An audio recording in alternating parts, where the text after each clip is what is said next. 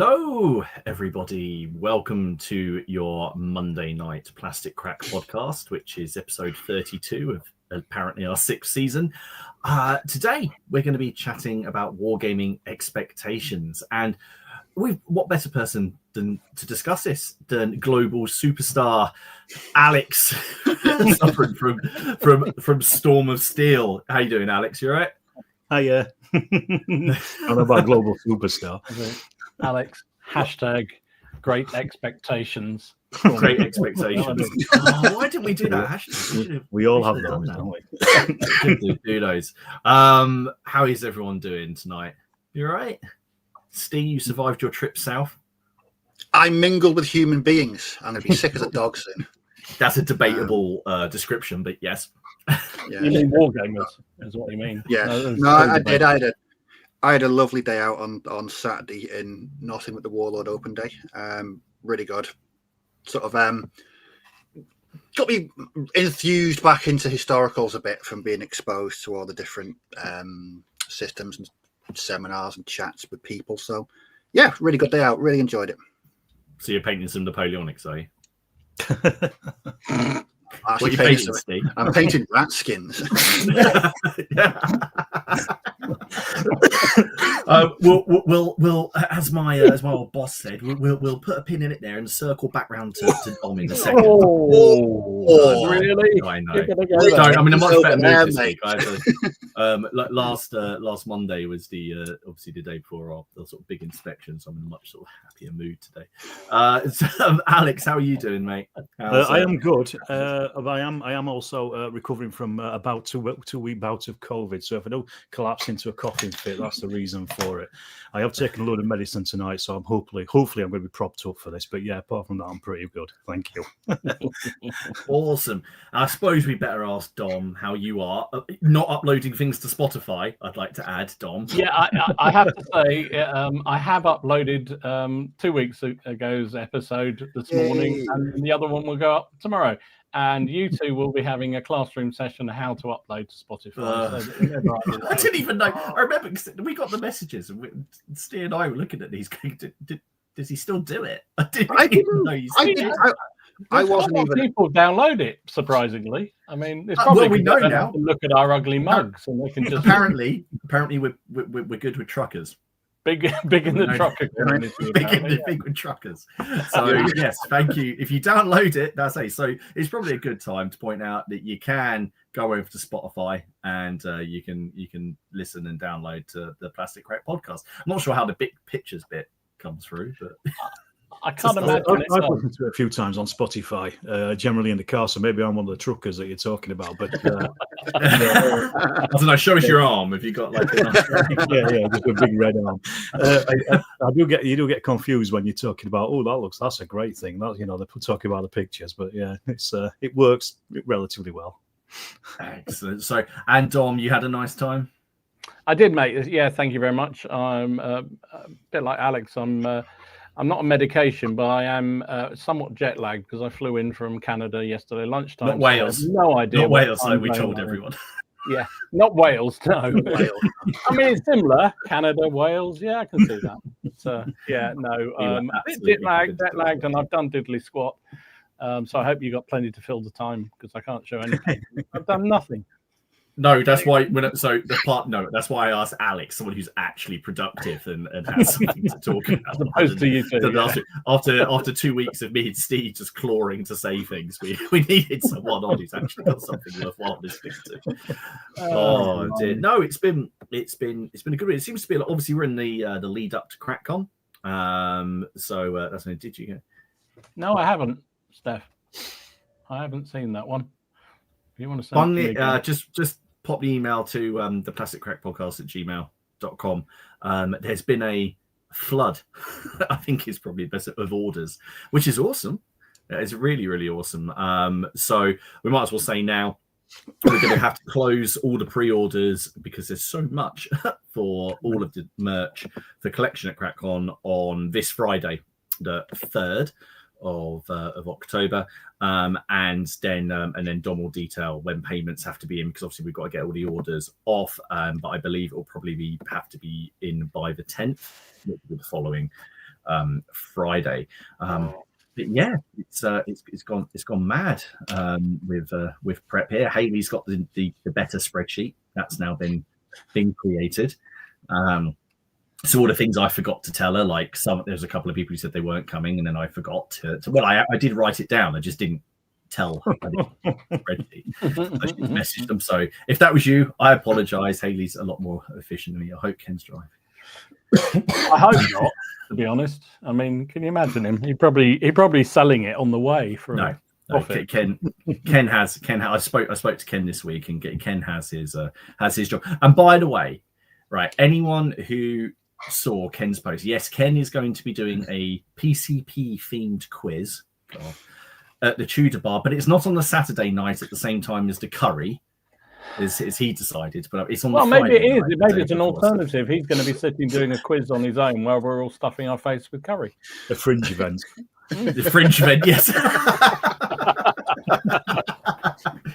I love it. Of course, welcome if you are watching on the catch up. I really appreciate it. And you can find links to all of our channels and Alex's channel down below. Ken's channel is still there for some reason. Just go down there, hit subscribe. You can also find a link to the Facebook group, which is a fun and thriving community. I was going down the list today to look at pictures, and the sheer variety of things. The colours gave me a little bit of a headache, to be honest. I was scrolling really, really quickly. It was like a kaleidoscope just going past. So it's awesome. Let's just see who we've got here tonight, and then we'll start. We'll catch up with. We'll start with Alex and find out what he's been up to. But we've got Nick here tonight on the other side of Bury St Edmunds. Hope you're doing all right, dude. Alid's here. Lionheart. Walkabout Games. Bill Dutton. Hippo's Hobby Hours. I still love that. Excellent. Seriously, Wargaming. Good afternoon from sunny Ontario, Canada. Is that where you were, Dom? No, I was. I know Canada's big, so I'm guessing. It's very big. I was Calgary, Banff, and Vancouver. There you go. So other side of I think, if I remember the geography, it's the other side, other coast. But he's working on some Perry Miniatures War of the Roses artillery. Not like it will be useful in a battle. There'll be one game where it will make that all the difference. And then the rest of the time it will blow up in your face. East Norfolk's is here. Rich M is here. Who else have we got? Paul's Paint Shed. How are you doing, Paul? Hope you're well. We've got Martin Hoey, Andrew King, Mark Rydin, Gwindor, Rich John, Red Steph, Mobile Hostile, Adam Kirtley, Bitty Powdham, Mogsy Matt. Hello, James. Apparently, he's painting some goblins in World War I uniforms tonight. Okay, he's painting dwarves. Less said about that. I think. They're not going to run around that beautiful trench, that fortress board, are you? Would you? That was a fantastic. That was phenomenal. Yeah, that was beautiful. Absolute honor to play on it. That was really cool. I wanted to ask you a little bit about that actually. Sort of well, actually, might as well ask you now. How did all that come around? Because obviously we've had James on here before, and we've talked about that board actually when he was on here and the research and that he'd done. So how did that whole thing sort of come about? To be honest with you, I think it was through Partisan, if I remember correctly. I've chatting to James over the last few years at Partisan since he's been showing Midgard and things. And I've been filming Partisan, so I just chatted to him and got to know him through that, really. And then we were just talking about, I think it was either last year, it must have been because it was this time last year that I went to Verdun for the first time. I'd never been down that far into France. And we were talking about it because he'd been relatively recently as well. Not recently, sorry, it was about 10 years or so ago, I think he went. And we were just talking about how much of a great area it is to go and visit and things, and how it's different from the Storm and that kind of stuff. So that's an area I know more. And he mentioned that he'd done the Fort Douaumont, Vauxhall interior as a game many years ago, and I remembered it, and he said, "Oh, we should play a game of it sometime." I said, "Yeah, I'll be up for that." And I said, "Let's do something with it." And he was able to he got in touch with the guys at War Games Illustrated. I think it originally talked to Nick down at North Star, but I think they had something else on the dates that we could do it, but we then switched it over to Wargames Illustrated. So, and we kind of both said, right, let's get something out of this. So he'll write an article for Wargames Illustrated about it. I'll make some videos off the back of it, and we'll play Square Bashing as well on top of it, and just have a day of First World War gaming, really. And it was kind of to showcase his stuff as much as anything else, really. I think it's as simple as it was, really. To be honest, it was just a conversation we had at a show, and then it kind of snowballed into what it was. I mean, it really did look awesome. I just grabbed a very quick photo because quite a lot of the Facebook groups that I'm in, they like to review Wargames Illustrated or give you just like a little preview of what's coming. And I think collectively, unanimously, everyone was saying this is one of the most awesome things that they've done in quite a while. So I think it really sort of sparked a lot of interest. No, that's your channel logo. I don't know why I just uploaded that. 1 second. You can put that up if you want. I'm not going to stop you. Bit of free advertising. But yeah, I mean, it's a fantastic model, and having actually been and walked down. There we go. Look. Having walked up and down those corridors, I mean, it's it's perfect for a game, and the game itself is so simple and nice. And I was saying to James, he really should be taking it around the shows and stuff, really. Yeah. Because he did do about 10 years or so ago, but he hasn't been out of the box almost until then, really.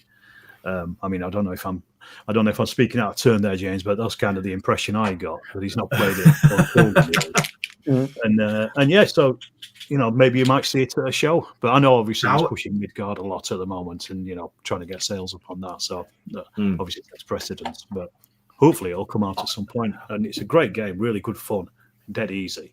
And we turned over 2 games of that in the morning, and then did a game of Square Bashing in the afternoon. It was a good old day.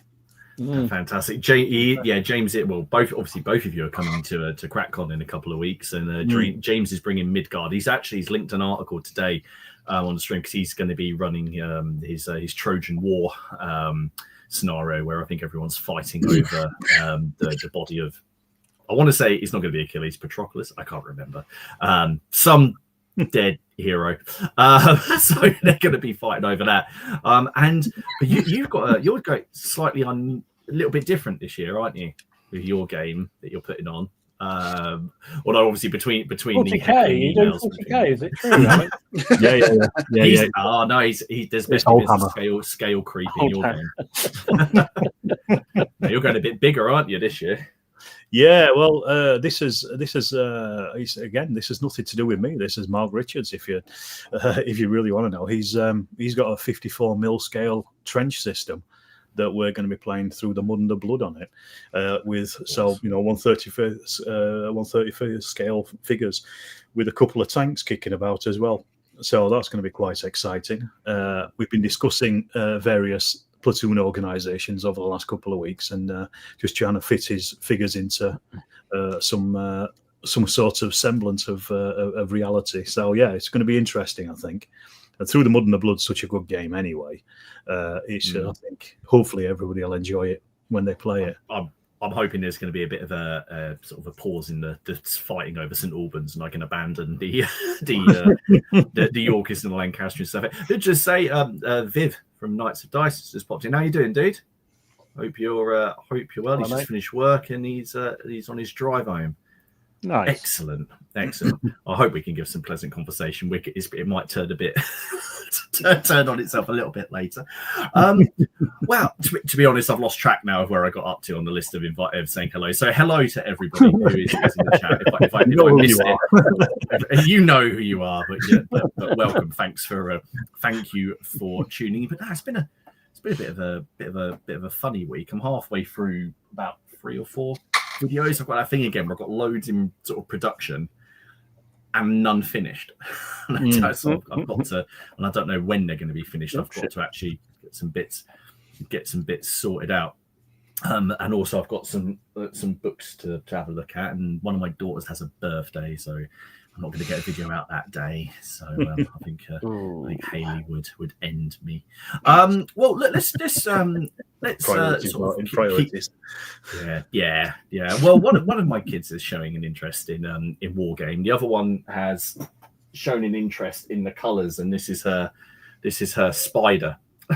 She's a lovely War Bases giant spider, very weighty piece of metal. Yeah, I don't. Brilliant. We'll revisit that one at some point. Well, as we were chatting to Alex, I might as well keep poking him with the stick.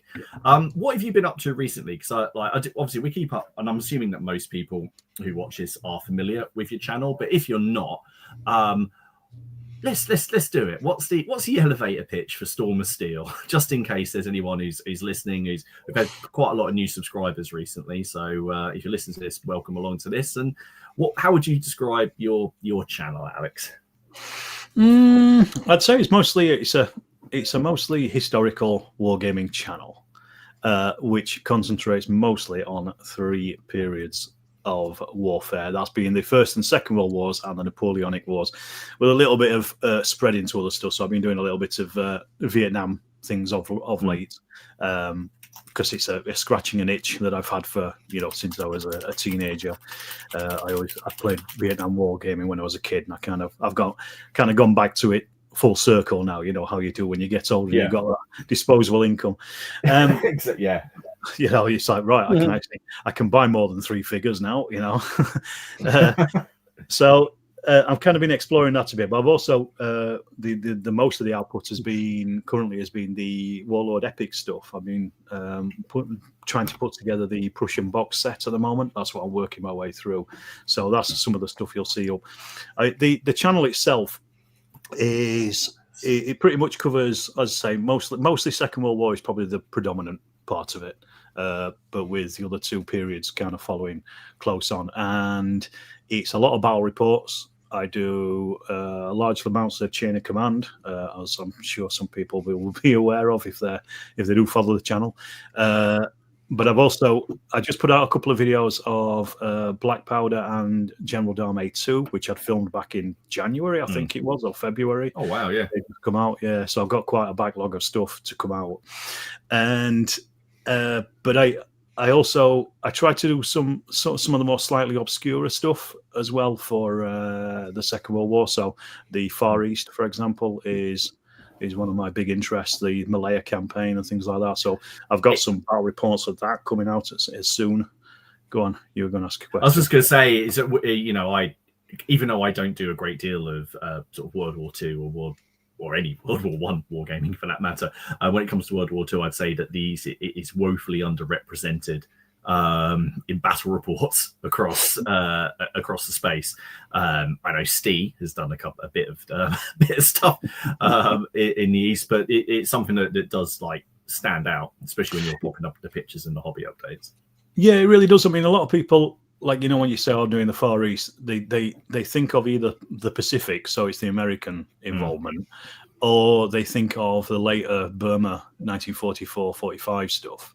Whereas I'm concentrated more on the 1941-42 fall of Singapore, because you get a real good mix of interesting forces in that campaign, just in the Malaya campaign. I mean, it's in it.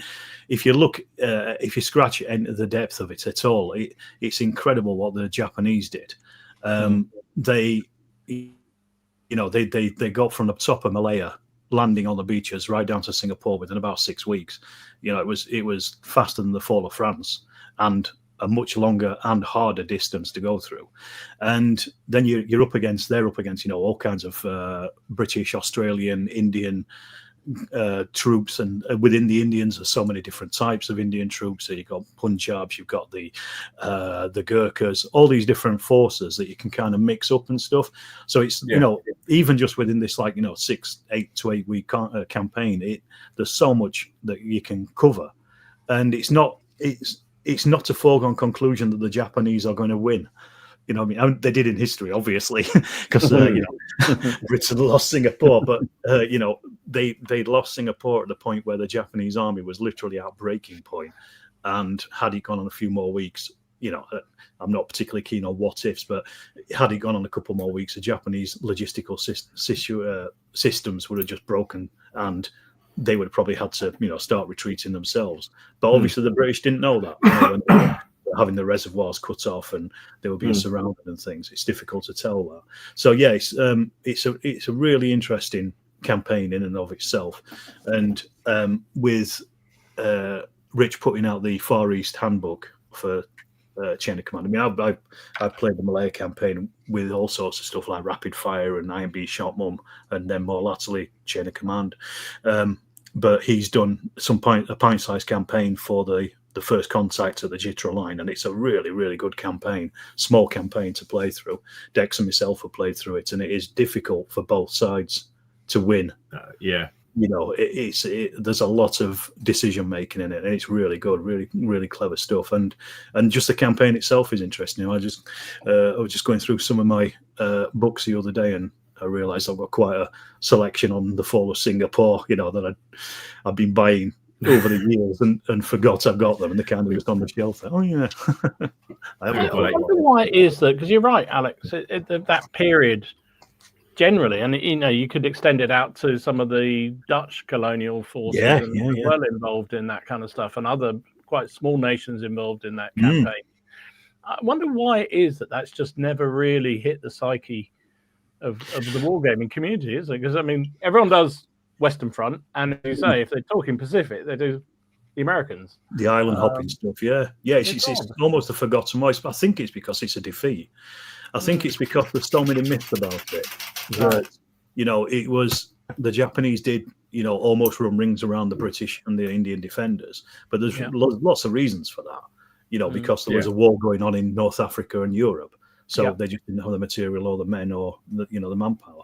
And then you get a load of British soldiers sent over there. They're on boats for 6 weeks. They were supposed to be going to North Africa. They end up in Singapore. They've all got sea legs for first 2 weeks of being on land. And they're thrown straight into the heat of the battle. It's, we because I think it's the defeat of Singapore. It's the fall of Singapore. You think about it, like stuff like Bridge on the River Kwai and things like that. And films like that. But again, they're showing more the defeated side of things rather than anything else. So I think it's it is that kind of. I think Tim has said there. He said many thousands of miles away, and it's. You don't pick up on it. And like you were saying there, Don, I mean, there's with that Japanese expansion in December of 41, Dex and I have been playing games set in the Philippines with Philippine troops against the Japanese.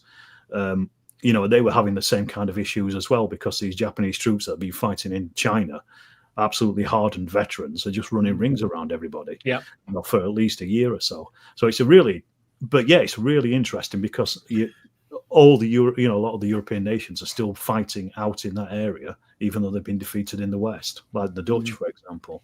So it's I try to do my best to raise the banner for the Far East, the early part of the Far East, but I'm only one man, Dom. What can I do?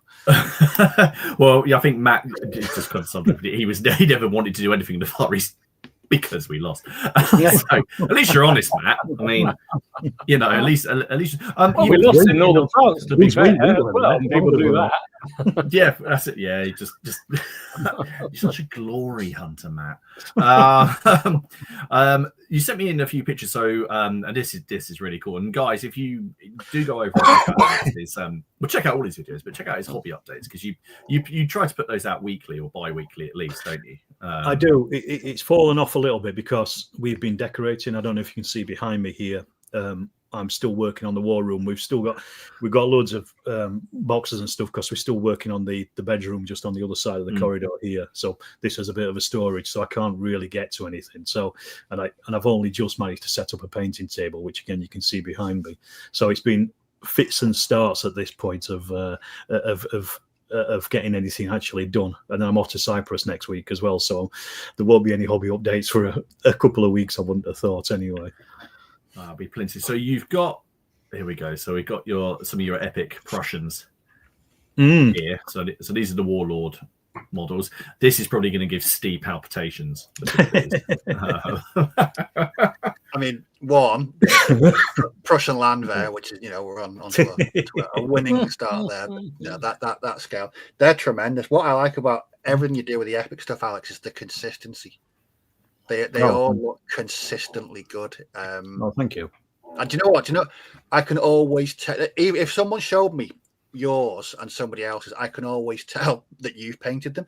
They've got this. I don't know, they've got an Alex style. Really bad. No. They've just got this unique look to them, and the fact the amount you've painted as well. I mean, that's it's because I do them very simply. I think that's probably why they look similar, because I just block paint them, ink wash them, and then just highlights, and that's it. And I don't highlight everything either. Like I don't highlight the wood or the leather or anything like that. It's just bits and pieces. So yeah, well, thank you. I mean, I very much appreciate that. So yeah, that's how I'm able to turn them out. These are 6mm. These are from Bacchus. These are 6mm British 8th Army. Because of the new old group Desert War supplement came out a while ago, and I've always I've had a bit of a side eye on the Desert War, but because I started when old group first came out, I've always done it in 15mm because I've got my own body weight in 15mm figures and scenery, so there's no point starting a new thing. But the good thing with the Desert War is it's like a bracketed project, because I'll only use terrain for it, and I'll only use, the desert map that you can see there for it and things. Yeah. So I thought this is a really good way to do world group in 6mm, and I always wanted to do world group in 6mm because I think it would work very well. It's a bit more abstracted than, in 15mm. It works well in 15mm, but I just think in 6, I think it would really come alive as well. So I thought this is a really nice, easy way to do it, and it's a relatively cheap way of doing it as well. You'll do some battle reports at 6mm. Yeah, that's the plan. I mean, this is only the first company of the British. I need 3 more of these, and then I need the German forces and then the tanks. I'm going to do the tanks in 3D prints, I think, and then do 2 on a base. So you can put one, can make 1 damage with a smoke marker, and then destroyed with both of them on fire, kind of thing. And it's just something I just thought it's a nice way of having a little model. And some people have said, "Oh, you got too many figures on those bases." It's like, well, if I put fewer on, then what's the point in that? Because I put 3 figures on a base when it comes to 15mm. These are 6mm. I want more figures on, and I want it to look like a section, not just 3 or 4 figures. Yeah. So this is kind of the way I went with it. No. And then you've got these. So I initially thought these were off the robot from Spaceballs. Well, this goes back to the Far East. I was chatting to my mate Dex, and we were looking at doing Kohima in 1944 in Burma. Yeah, and obviously it's a Buddhist country, so there are Buddhist pagodas, and then you also have Vietnam, which is also Buddhist, which also has Buddhist pagodas. So I figured, well, this works for two periods. It's something slightly different, slightly interesting. These are 3D printed, and the one on the right-hand side, you can see the top of it snapped off because it's battle damaged.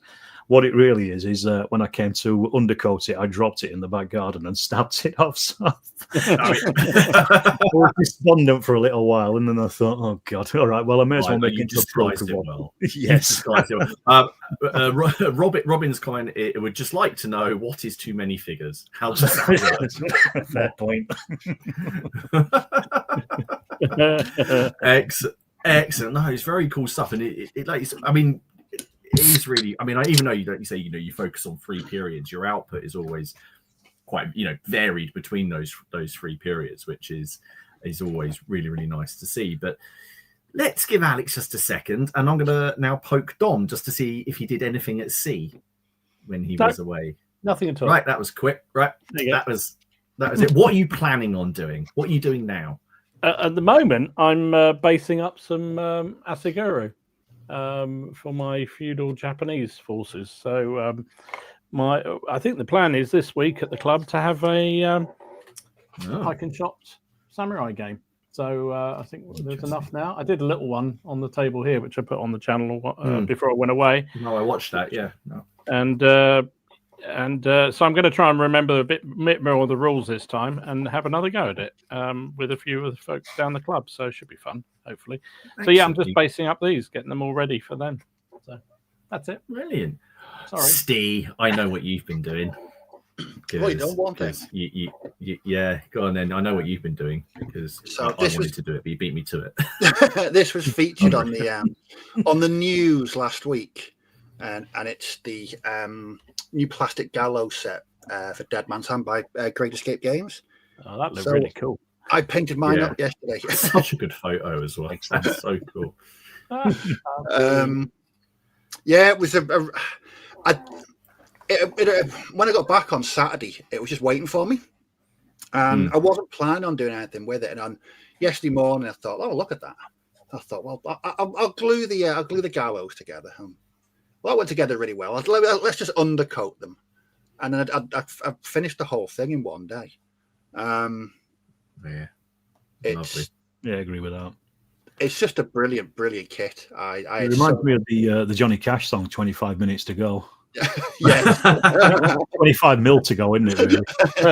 28 mil to go. It's very cool. So absolutely wonderful kit. Goes together like every plastic kit by Great Escape Games. Just goes together really well. Yeah. I'll have a look. I got the old MDF one, which is all right, you know.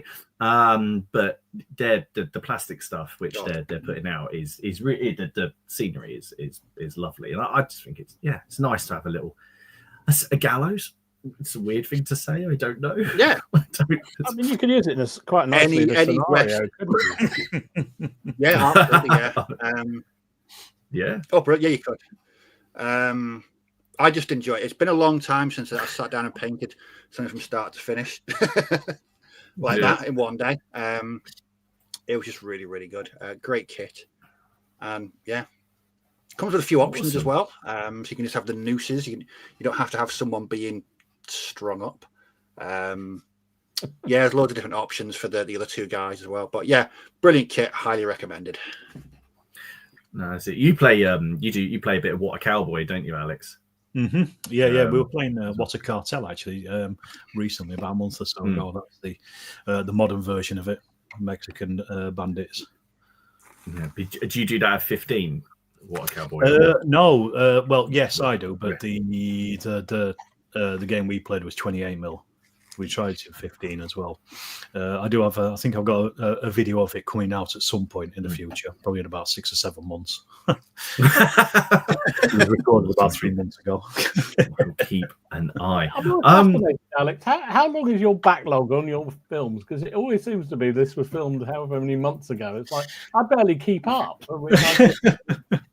Well, it's actually getting quite short because I haven't made any videos for a long time because we've been having the house decorated since about July. So I just haven't had a really chance to do anything. I'd say it's currently there's probably about 7 or 8 videos, I think. Oh wow! I've got the pint-sized campaign for Malaya, which is I think 4 videos long, and then I've got a couple of other bits and pieces as well either side of that. So yeah, there's probably somewhere about 7 at the moment. I usually like to have a backlog of about 10. If I can. What I normally do is the way I work it is because the nature of my work, I'll work up time off in lieu. So then I'll take that off instead of taking leave, and then I might just film about 3 or 4 videos back to back, and then just edit those over the next month or so. And that's generally how I do it. I mean, but obviously I've been ill for the last couple of weeks, and also I just can't get anything done in the war room at the moment. So I'm desperate for the bedroom to get finished so we can get everything moved out of here. And I can finish everything off in here, you know. So it's I'm starting it's not terrible at the moment, but I'm starting to get a little bit of squeaky bum at the moment, just thinking about, you know, what videos have I got coming forward. So I'm trying to think about some things. I've got a couple of ideas as well for some other stuff, and I'm writing some scripts as well for things as well. But yeah, so that's nice. That's the peek behind the curtain for I don't think there's much to see behind my curtain. I'm still very much just working on building. Hang on a minute, you got to celebrate the fact you hit 15,000. Yeah, congratulations! Congratulations! Thank you. Yeah. Oh, thank you very much. It's a nice feeling. It was, yeah, I did that thing where I said to Dom.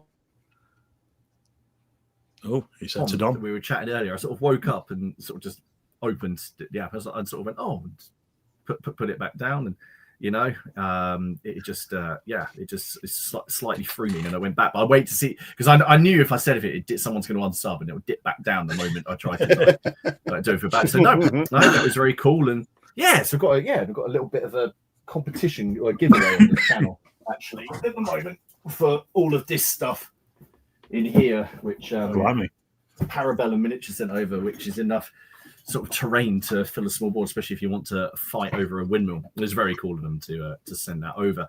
But what I have been doing is terrain, and it's more stuff for St Albans. So I've been working on these large sort of medieval tenement buildings, which Robin printed off for me in filament. That's my little figure for scale. But he's done them as a single block, so they're hollow, completely hollow. But you can't remove the levels. They're there just to take up room in the city. But yeah, they're really, I really like them. Especially the effects on them. Plus, there's nothing too fancy. There's no torches. There's no sort of weird, whimsical shit on them. It's just a medieval tenement block you can see in quite a lot of art, and that just gives you an idea of scale. Here's my little fella down here. I've still got to do some of the door handles and the hinges and things, but I'm just going to do those with one of the AK pens at the end. I'll just go along and fill all those in. How did you do that mortar? I did the mortar. I was I need to thank you for that. That is all done with the wood filler. Oh, okay. It's not that trick, is it? It's come out really well. Hasn't it? Yeah. So I sorry, I wasn't fishing there for a no. How did you do that? That was do you remember as he pulls up pulls up the messages. I have receipts. I got this one, which was the light oak color. This is only 2. This one, but I mix it with about 1 part filler to 3 or 4 parts water. Essentially I just use it as a wash, and I just flood the entire thing with it.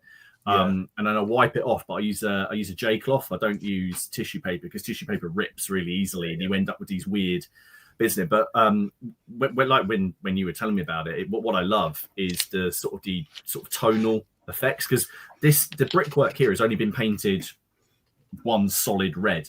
That's it. It's just a DIY tub from I think this was from, I don't know where the hell this is from, somewhere, a DIY shop. But in some places it actually rubs the paint off to the undercoat, so you kind of get that black sort of staining there, and then other places it turns it almost pink, and I just think it's really effective. I did this one because I was mucking around with the other one for a little while, but this one I did in an evening, from start to finish, and it's just it works really well. Well, I've got to say, I stole the technique anyway off somebody else, off Aid Deacon, so I can't claim anything for it in the first place. But like you say, it really gives you that nice tonal variety, doesn't it, on the bricks themselves? Yeah, and it looks like medieval mortar. I'm sure, like me, you've dug plenty of that stuff up. Oh God, yes. That's the thing with and I'm this is going to be my. Is it a rant? It's not a rant. It's not a rant. But how prevalent stone buildings are on tables, where stone is one of the most expensive things to build in, and you've got these great cities. You should just look at them, going, my God, they're rich. Whereas red brick, no, just I love the red brick. Obviously, having some stone in there looks ace. And sometimes it looks a bit. I can't really do it. Where this was probably just about as much as I could get away with. The bricks, the blocks are just about the right size. Any bigger, and you're sort of like, no, hang on a minute. This looks like Lego. But so I've just got those done. Really, that's it. I'm still working on a little bit of Middle Earth stuff for my daughter, and I've kind of got.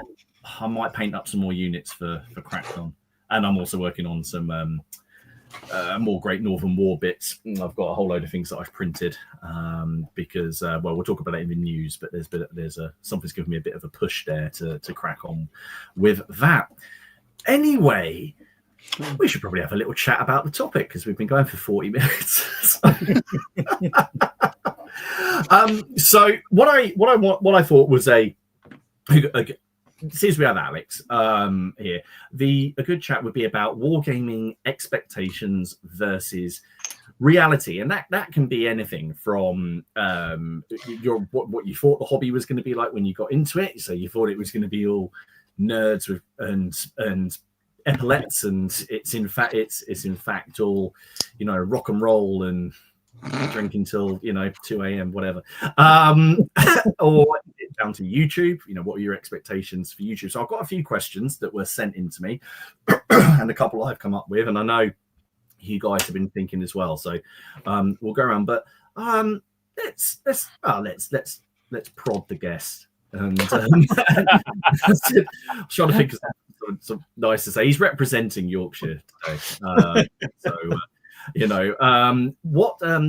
what's something that you had as an expectation when you not necessarily started wargaming, or was it YouTube? What's an expectation you had that turned out to be utterly different when it came to it? Well, I think one of these. I've got some for YouTube we can talk about, because I think before we start we were kind of talking about this a bit, weren't we? And we can probably all expand on that. But one of the ones that's probably more specific to wargaming is I think is one of those things where I've done it in the past and I've been burdened by it, is where you get really interested in a new project or theatre or whatever, or new scale or whatever, and you say to your mate, like, let's paint up both sides. Well, then we can get together in 6 months and have a game of it or whatever, and you sit down and you do all your side of it, and they've not even started or not even bought.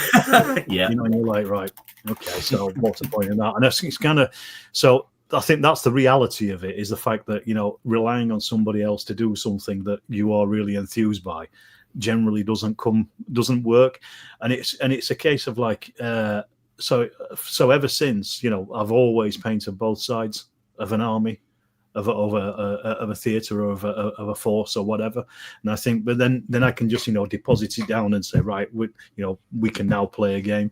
So I think that's the reality of it. The reality is you've got to paint both sides, whereas the expectation would be you only have to do half of it, but no, you end up having to do all the work if you want to play the game. And I'm sure this is something that everybody here has come across, and people in the audience as well have done the same thing. But yeah, that's probably one of the ones that I could think of off the top of my head.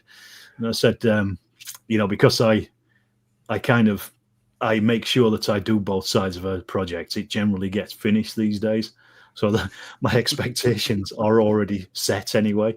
Like, for example, the Vietnam thing, doing Charlie Don't Surf. So I sat down, worked out everything I needed, bought it all, painted it over about 6 months. It's done. I can now play Charlie Don't Surf if I want to, and I don't have to wait for my mate Dean or Mark or Dex to paint up the VC to go with it.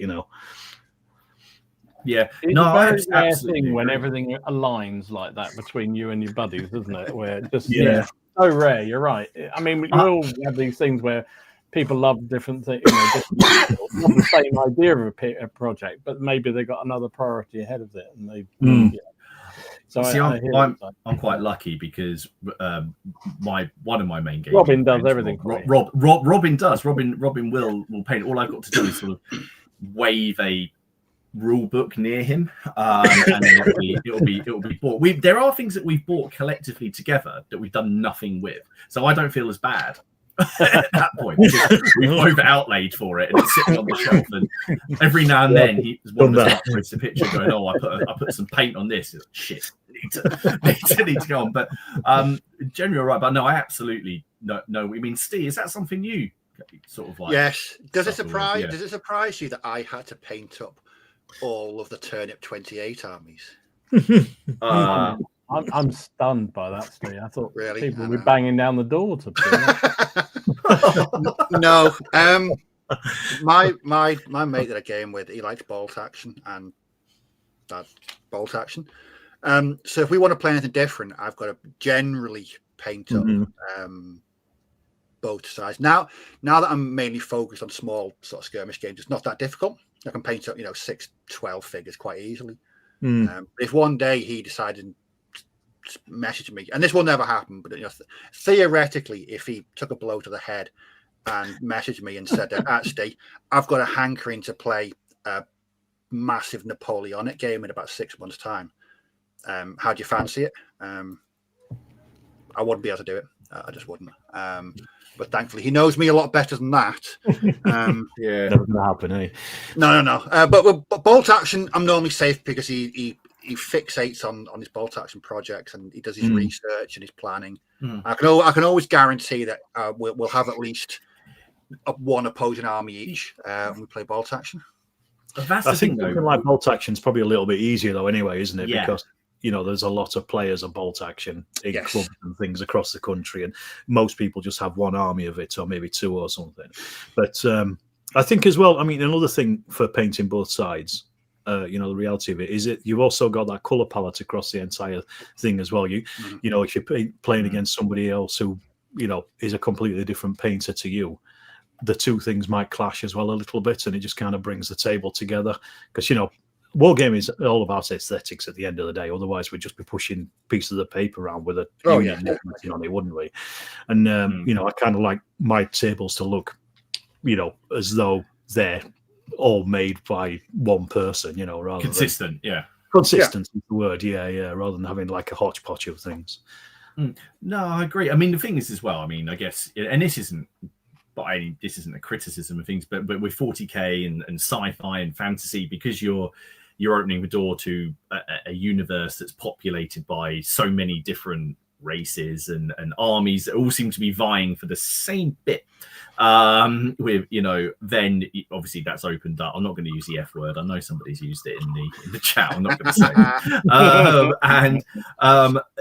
it. Usually, not all the time, but usually when it comes to historicals, there are two main forces. They might be made up of multiple armies or nations, but there's generally two sides. There's a few where there are a lot more, but there's a limit. So the chances of you sort of rocking up to the club to have a off the cuff game against just rolling up and has someone happening to have their their Malayan forces there with ready to play is not very high.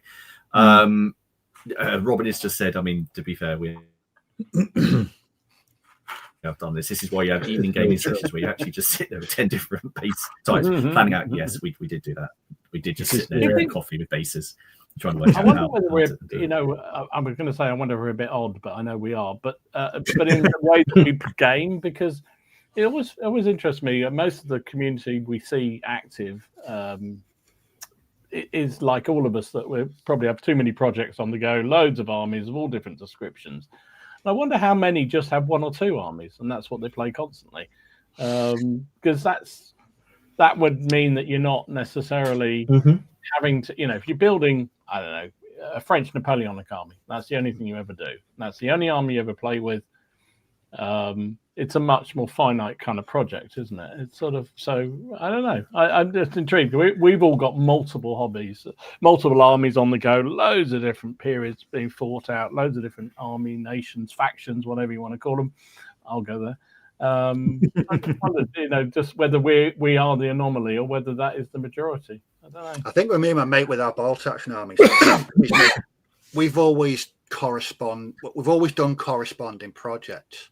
So if we want to do games in Europe, we've got armies to do that. If we want to do Pacific, we've got armies to do that. If we want to do North Africa, we've got armies to do that. So we wouldn't do my US Marines against late war Germans in Berlin. We just couldn't. That would. I'd give me pains. I wouldn't be able to play that. I don't know. I know some people do it at tournaments and you game with what you've got, but I think I've been quite lucky that we have sort of matched our projects so that we do have corresponding forces for most of the year. I think the only one we haven't got is he's not done an Eastern Front one yet, whereas I've got winter Stalingrad Germans. But yeah, I think like that Dom said, We're just weird. But the hobby is broad enough anyway, isn't it, to allow people to do with those little bits and pieces of what they want and just have, a small amount of lots of different types of figures. Yes. Or just have an entire, Napoleonic core in 28 mil and never play anything else. You know what I mean? That's the point, isn't it? You do what you're happy doing and what you enjoy doing, and I knew he was going to comment. I knew he was going to comment. Absolutely. What are we up to now? Here in 18. 18 armies, is it? Unbelievable. Is it 18? I mean, have any of us kind of produced an art or been almost forced into or felt peer pressured into doing a project or an army that really you're not that interested in, but you just want to back up your buddy who you game with? Yes, yeah, I did. I did my British Paras. I'm interested. I'm interested in the history. I'm really interested in the history. I'm not very interested in the game. And the thing is, it was for bolt action. I've got them, so I've got like a 500 point British Paras bolt action force that has no sort of cohesion to it in terms of what it does. I don't know. I have no idea. I put some partisans in it thinking that would do something. And I had a game, and my squad, I don't know if foo-barring is still a thing in the current edition, but my squad just gunned them down. They were my allies. They just gunned them all down. So I was peer pressured in the sense that all of my friends at that point, this is before I started the channel. So this would be back in when Bolt Action first came out. So was that 2010, something like that? Everyone was getting into it, so I just felt pressured to get a force, and I sort of went, "Oh, berets, I'll do that." And so history-wise, I'm really interested in it. But you're not going to. I can't sit you watch me now. I'll probably end up doing something, but I just have no interest. It's hard to get caught up in FOMO, isn't it? Really, I mean, at that point, goes under over 50. It's, back then, I would never have done two forces. You see, back then, because I didn't have the, I was still very much one art. Collect an army, move on to the next one. Whereas now, certainly with Napoleonics and the Wars of the Wars of the Roses is just collecting everything I possibly can for that period. It's spread beyond armies. It's it really is. I look at a project and I look forward to collecting both, because I don't feel because I want to learn about history, and I don't feel you can really seriously sort of look at how one army is formed without looking about who they're fighting. I don't really see how you. I understand you might not want to collect it, but you want to learn about it. I don't see how you can look at the Anglo-Zulu War and not really study the Zulu as well to understand the the developing British tactics, and then the Zulu tactics. You can study the tactics without necessarily buying 15,000 figures and painting them up. No, that's what I mean. You still, I feel the need to represent them, but can you do that? Can you really? I mean, I'm probably not the right person to actually say that, but anyway, yeah. What about you? I was going to say, it wasn't really pressure. It was. Remember, we're talking a good 3 years ago. I spent an entire weekend doing a deep dive. Like Alex brought up, it was Burma, and I wanted, because my mate's got a huge Japanese army for bolt action, and we were always fighting against my Marines. I thought I'll just try and change it a bit. I'm not going to ask him to do it because he doesn't need to. So I plan to do a small sort of British in Burma project, and it was all going to be kit bashed. I was using a couple of 2 or 3 different boxes. I'd looked at the history, and I painted a machine gun and a squad, and I went, I'm not enjoying this. And I just stopped. I don't know what it was. I didn't enjoy the painting, and for me that's a big side of it. If I'm not enjoying the painting, it's not gonna get done. But the hobby, isn't it? I think it is anyway. It's you're doing more painting than you're doing anything else by far. And for me, I had the finished project sort of visualized in my head how I wanted it to be to look. And it was going to be all mud bases with water effect and foliage, and there's going to be different equipment and hats and all kinds of, and it just never transpired. And to this day, I still wish I'd kept at it. because I just lost interest in the painting side of it. There's always time. I mean, you can always go back to it. I can. It's never. Nothing is never forever, is it? No, it is. I something is a slog to paint. I'm the same as you, Steve. It's just like, just give it up. Oh yeah. What's the point? Yeah, I'm not enjoying this part of it. It was. I painted the machine gun in one squad, and I just got to. I thought I'll do a HQ unit. I couldn't face painting. I don't know what it was. I just wasn't. Even though I'd only painted sort of 13 figures, it felt like a chore. And I just stopped, and the bits were used for other projects. But I felt like I'd shortchanged myself, because I put so much thought into the planning behind it. I knew exactly what I wanted to do, what I wanted to look like. Yeah. And so my mate still hasn't got a British opposition for his Japanese. It's my US Marines only. So, I could do my Australians, but they're not valid for third edition. I know we joke about it, but my dalliance with 6mm Samurai was originally going to be a double print with Dom. We had a whole planning session where we were on the phone. We were on a call for about 2 hours, sorting out how we were doing it, and then. We were on a call longer than we were painting the bloody figures. Yeah. Oh god. And of course, then we had the very much talked about painting session, which just made me never want to look at them ever again. And then Dom, after hearing about how I got with them, just got rid of his. So I just stopped mine straight away. I thought, I'm not going there. What about Steve? What about you? What's some wargaming expectation you had? And then what was the reality? You're not allowed to be like, I didn't know what I thought the community would be horrible. No. Right. Back to that. Let's go right back to 13-year-old Steve. When I first got into the hobby. I thought within a year I'd be the world's most kick-ass painter. Yeah, all right, yeah. Don't put yourself down, Steve. You're pretty good. So I thought within what I thought around 13, by the time I'm 14, I'll be in the pages of heavy metal, no problems whatsoever. That was you know that thing on Father Ted, where there's Dougal's head. And there's a dreams and reality. That was my approach to painting, because I thought, how difficult could it be to get into this? It's going to be brilliant. I'm going to be absolutely not. That for me was the biggest, dent to my expectations, that I didn't improve. For my painting when I was younger was absolutely shocking. For years and years and years, it was just bad painting. And one of the things I'm glad I never gave up on. That's one thing I didn't do. I didn't stop painting. I just plowed on. But yeah, that's the. If you're not painting figures badly at 13, then you're doing something wrong, I think.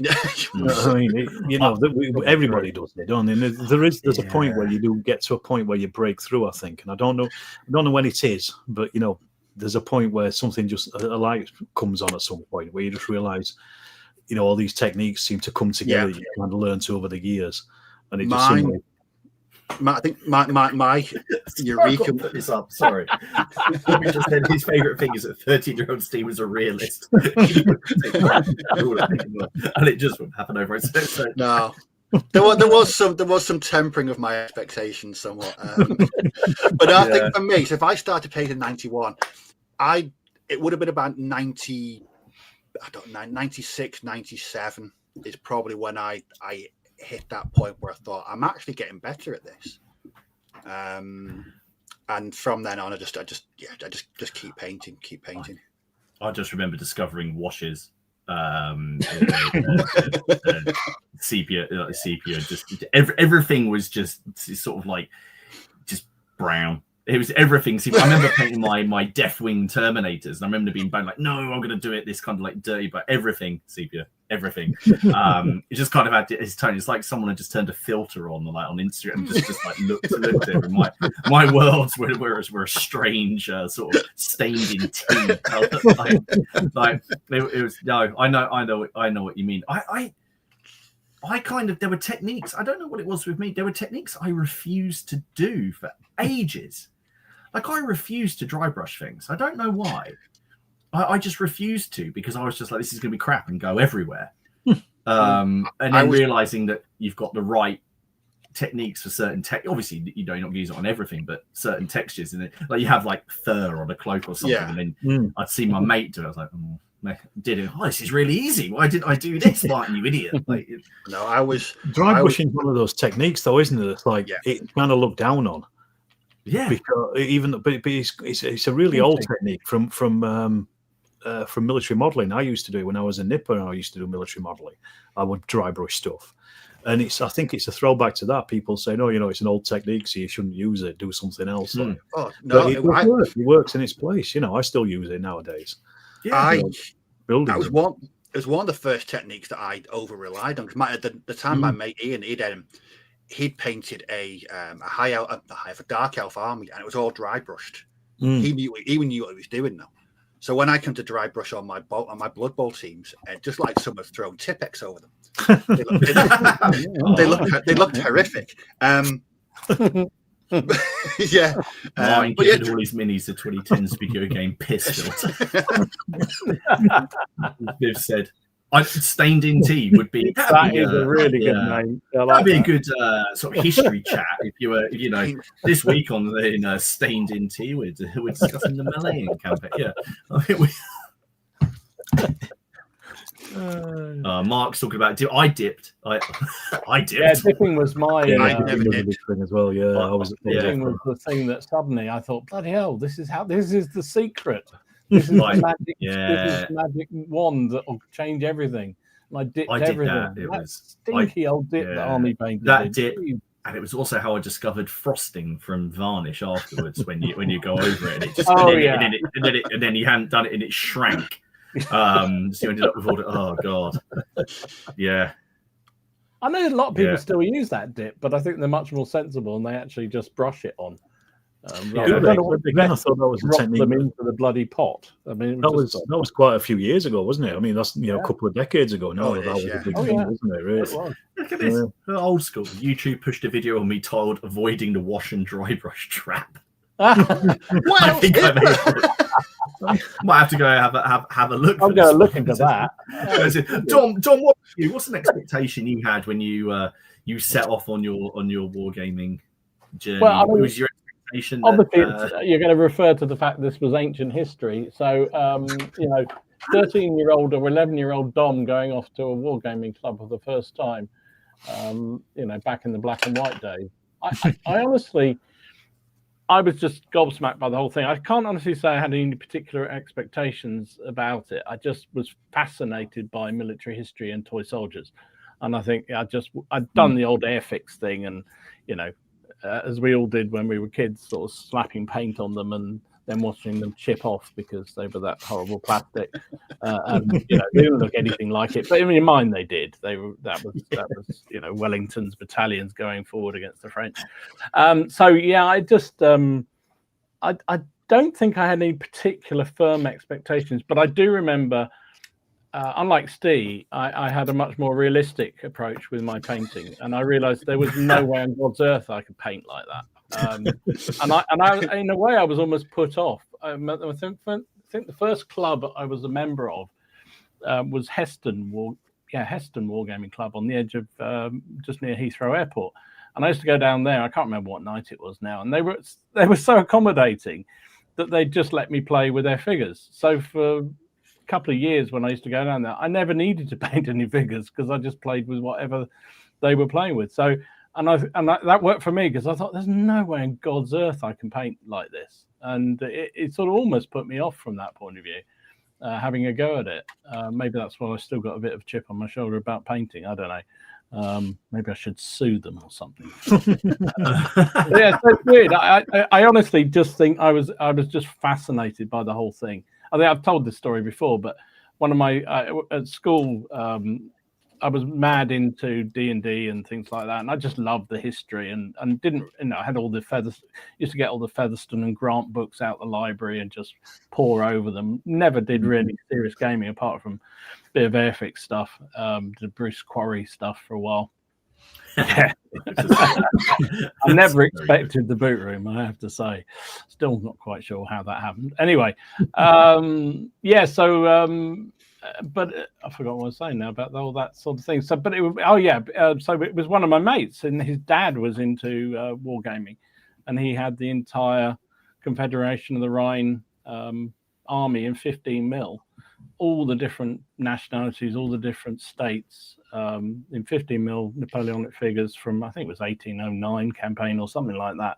Literally every single one built out, and it was just seeing that and going, "Oh my goodness, this is wargaming." You do know that you were the person that gave him that affirmation. His family, your mate, they didn't. Oh no, you're the one person that went round there. I'm well aware of that. Waiting for all that time. That's why he kept inviting me back. It was the one person that went, "Oh," as opposed to "you sad git." Which is probably what he got from his family. So yeah. Oh, no, I know what you mean. I guess I've got a slightly separate one. I don't know how you guys feel about this. So you'd have to sort of change it, I guess, to your chosen war games and theatres. But I had this idea that, or my expectation was going to be, like, I had a unit that I thought would be my the best unit I ever had in the game. And when I was playing fantasy, so early 2000s, it was my Dark Elf Executioners. I spent a lot of money for little Martin, 20-year-old Martin, spent a lot of money on these metal models. You got 3 in a blister. God knows how much they would be now. And I built like a 35 strong unit, which for 3 models a blister is quite expensive. And they don't have the greatest sort of poses. And I just loved it. This is where I fall down, because I was like, I like the aesthetic. It was very Children of Bodom. There was a lot of chains, there was a lot of masks, there was massive swords. They were like, yes, they're skilled. The fluff was like, whenever they hit, their head falls off. I'm like, that sounds amazing. I want a massive unit of those. I'm going to paint them up. So I painted them all up with like sort of obsidian armor with gold trim. It was very good. It was very, very, very good. I bought the proper gut. Please do this again, Martin. Do this do this now. And they're shit. They were shit. Absolute shit. When I got them into the game, I was looking at it. So the rule. I remember looking at the rules. Like, okay, they have heavy armor. Great. What else they got? Nothing. Okay, so they got these big swords. But they're elves, so they can always strike first, right? No. Oh, so what do they do? Well, if they survive, because they've still got like this really low toughness, which means that like a goblin with a pea shooter can take them out. Then if they roll a 6 when they're wounded, they automatically kill the thing they're fighting. But that's if they've got through the arrow storm that comes towards them, because they're weighed down in heavy armor. And I put them in every army. I put them in every game, waiting for that moment that they were going to earn the money that they would, and they never did. I mean, I've still got them. I know Matt has just said they're lovely miniatures. They look amazing. They were. I don't know what they're like in the old world now, but they were shocking. What about you guys? Have you had any? Is there any units or something that you or a tank or a vehicle, something for a game that you've sunk some time into, and you think this is going to really help, or this is going to be good in the game, and it's just not performed the way it was supposed to?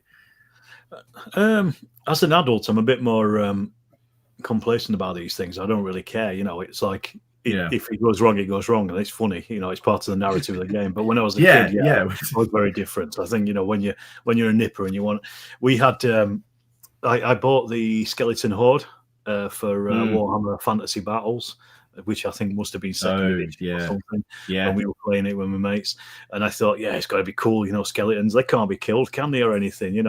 Absolute crap. Beaten every time, and I sunk a lot of money into that, but so when you're young as well, it is a lot of money. But that's probably the last thing I remember weeping about when they got beaten. I like Tony's ever the optimist mind. Use them in Midgard and give them the rules they deserve. What about sorry. So I was going to say, a very good friend of mine who was only occasional wargamer, but he was obsessed with Second World War vehicles and tanks, particularly German stuff. And I remember me and my mate Nick persuaded him to have a game.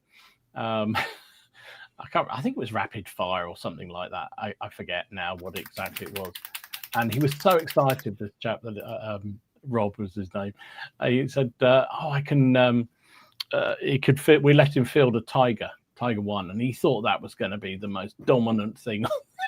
I think he couldn't hit a barn door with it, and then he was taken out by a guy on a bicycle with an anti-tank rifle.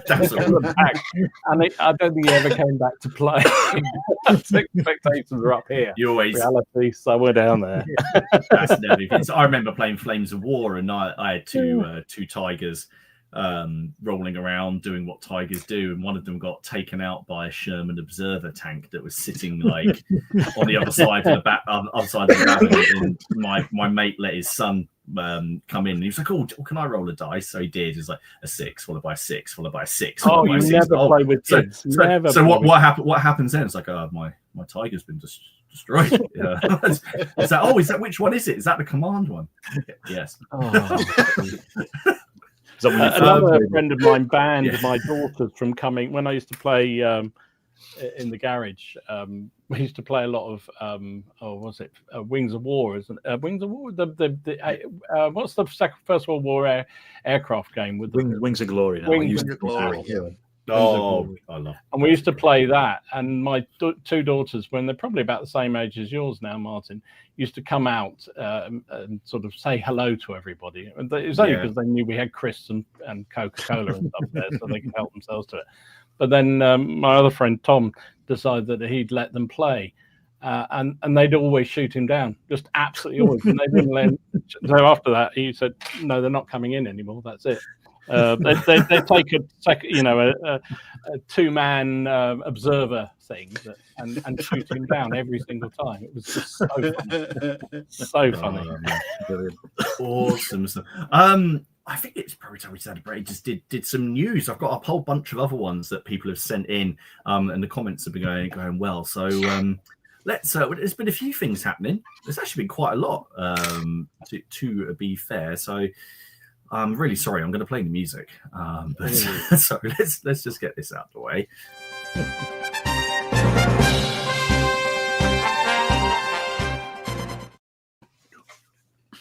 Do you want to start? Oh my God!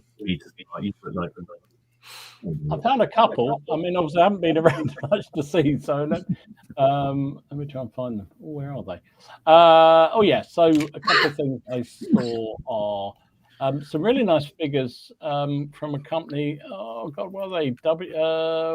That's Work in Progress. That's WIP. Work in Progress. That's it. Yeah, so they make On Bloody Ground. That's it. Work in Progress. I did write it down, but I've lost the piece of paper.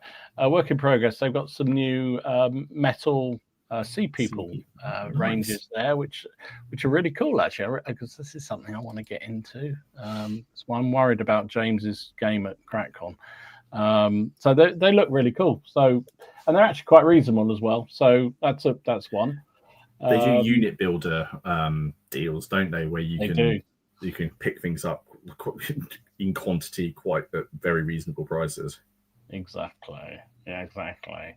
And talking about their rule set, they've also got the preview of their new supplement On Bloody Ground for the Alexandrian successor period.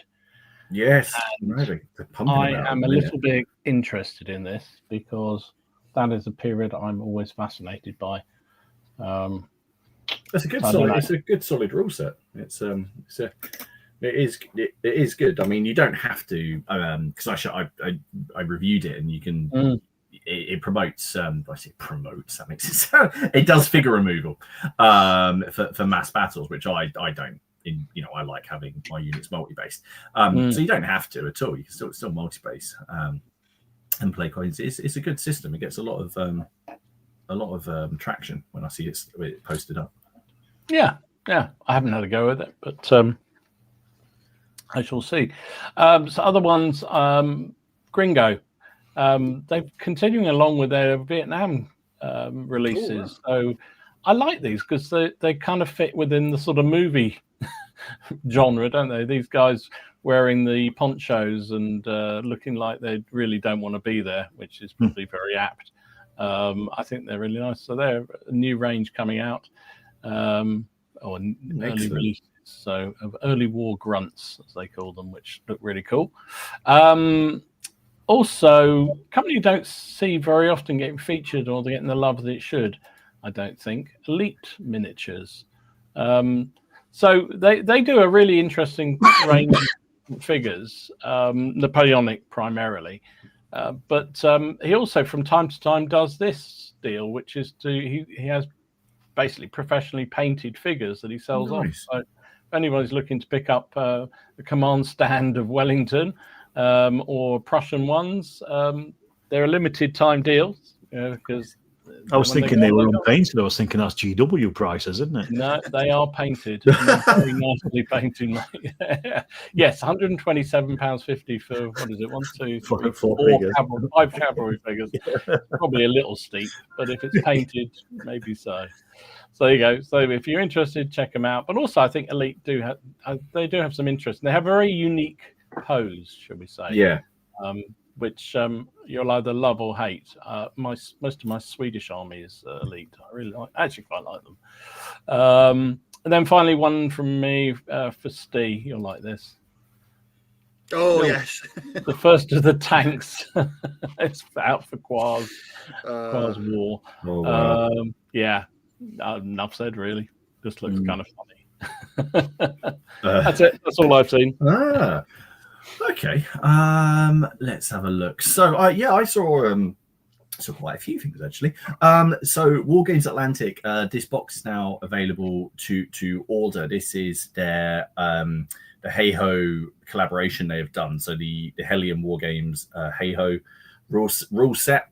You can now get the box. And now I think it's about 120 quid, but this is with their 10mm samurai. So you get the full Hellion Wargames rulebook in it. You get 2 massive 10mm armies. You get tokens, you get scenery, you get dice, you get everything. So still really, it's Wargames Atlantic are collaborating with quite a lot of different companies and people at the minute. I mean, obviously there's this one, so obviously they've got someone going with Hellion.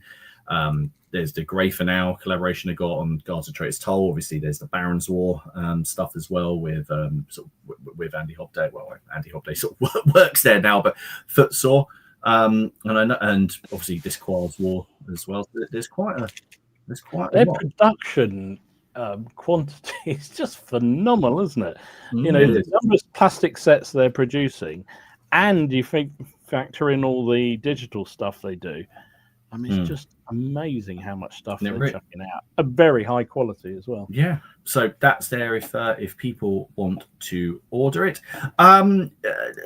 This is Alex might leave the chat when I put this up. But there is a Kickstarter going for a background drop backdrop thing for Trench Crusade.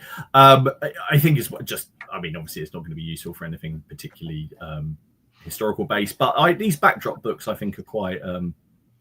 I've got a few of them actually. They're pretty good. Cool. He does them for all different sort of scenery backgrounds. Some mostly fantasy, but a lot of the different pages are quite useful for historical as well. So that's on Kickstarter. I'll get rid of it, Alex. It's all right. There we go. War bases have added to their Dark Age building range. So there's another 12, which is excellent, and you can get them in the what would the term be? You can get them pre-colored or raw. Is that the term? Uncolored? I don't know. Natural. You can get natural. Yeah, the natural range. That's much better. Yeah, it sounds less violent. You can get those. As I said, these sort of filling a gap because. One of the biggest things I'm asked about in the battle reports are the old foreground ones I've got, and I've been using the war bases ones as well. And so I've been trying to direct people Glenn and to the guys, and obviously it's easy enough to slap a bit of teddy bear fur on top of one of those if you really want to. But yeah, they're worth having a look at. Another one here. This is Brigade Games. They've done the mystery and horror of the 1845 Franklin expedition. Ooh. So, have any of you guys seen that series or read the book, The Terror? Yeah, I watched it. It's on Netflix, isn't it? Yeah. It's it's entirely based around the Franklin expedition, where eventually they find a lot of bones that look like the people have eaten each other, and then the book kind of fills in the gaps and adds a little bit of a supernatural sort of spin on things because you can't prove it didn't happen, kind of thing. It is good, some good acting in it. But yeah, they've released some models, so you can get like Franklin, you can get some Inuits on there as well, which could be a laugh. I just thought these were a bit different. Interesting. Some sailors as well. I think this might be good for is it 7 TV or Pol Bally, where you can put together those kind of games. Steve, this one's for you, mate. So another Kickstarter to go and check out is for the Orc Space Marauders, sculpted by Kevin Adams and Andrew May. If you want that 80s, 90s. Bloody hell, that is old school, isn't it? That is. Look at that. They are beautiful. I mean, have a look. That even. I mean, they're skirting close to the IP. There, really. Aren't they? Yeah. Wow. I mean, I don't know if they were. I mean, I should probably check see if they were involved with. Actually, probably are with GW. But then you get some look at the class. Oh my! They're so cool. See, this is something again I would buy and do nothing with. those top ones could be like 1988-89 Rogue Trader orcs. They just the aesthetic is so spot on. But that's an orc. I went into Games Workshop this week to pick up a couple of paints that I wanted, and I thought, I'll engage the chap in some conversation, and he's nice enough. And I said, this spearhead thing I was asking about. I was like, do you have to play it on the board? And then rather than saying no, his question was, why would you not want to? Like, and I was sort of like, that's a really weird thing to say to someone who's sort of, why would you not want to play on the board? I feel like, hang on, it's been turned around on me now. So yeah, but he was showing me the new some of the orcs. I was looking, they don't look like they just. That's what I think of. No, orcs for me lost their orkiness after second edition. They became serious after that, and yeah, no, you want the goofy ones. This isn't particularly goofy, but Spectre Miniatures, who seem to be sort of dropping in a lot of different ideas and releases at the minute, have released their Aftermath game or addition to their setting. So I'm guessing this is sort of a post-apocalyptic, but some very nice looking models. They do make nice miniatures. So this is our Aftermath Extraction Squad. There's another one there, and they're releasing sort of scenery packs for you to use. There's a whole bunch of WMDs for you to get your hands on. But they've also picked up the range from an XGW sculptor. I mean, you can't tell me that you didn't think this guy sculpted for GW. Oh my god! What? So this is Dead Earth Miniatures. So these are now being sold through Spectre Miniatures. But I mean, yeah. So I think it's great that these companies are doing this. They're just scouts from Advanced Hero Quest. Well, how about this one, Steve? Oh, come on. Yeah. So those are all over on Spectre Miniatures.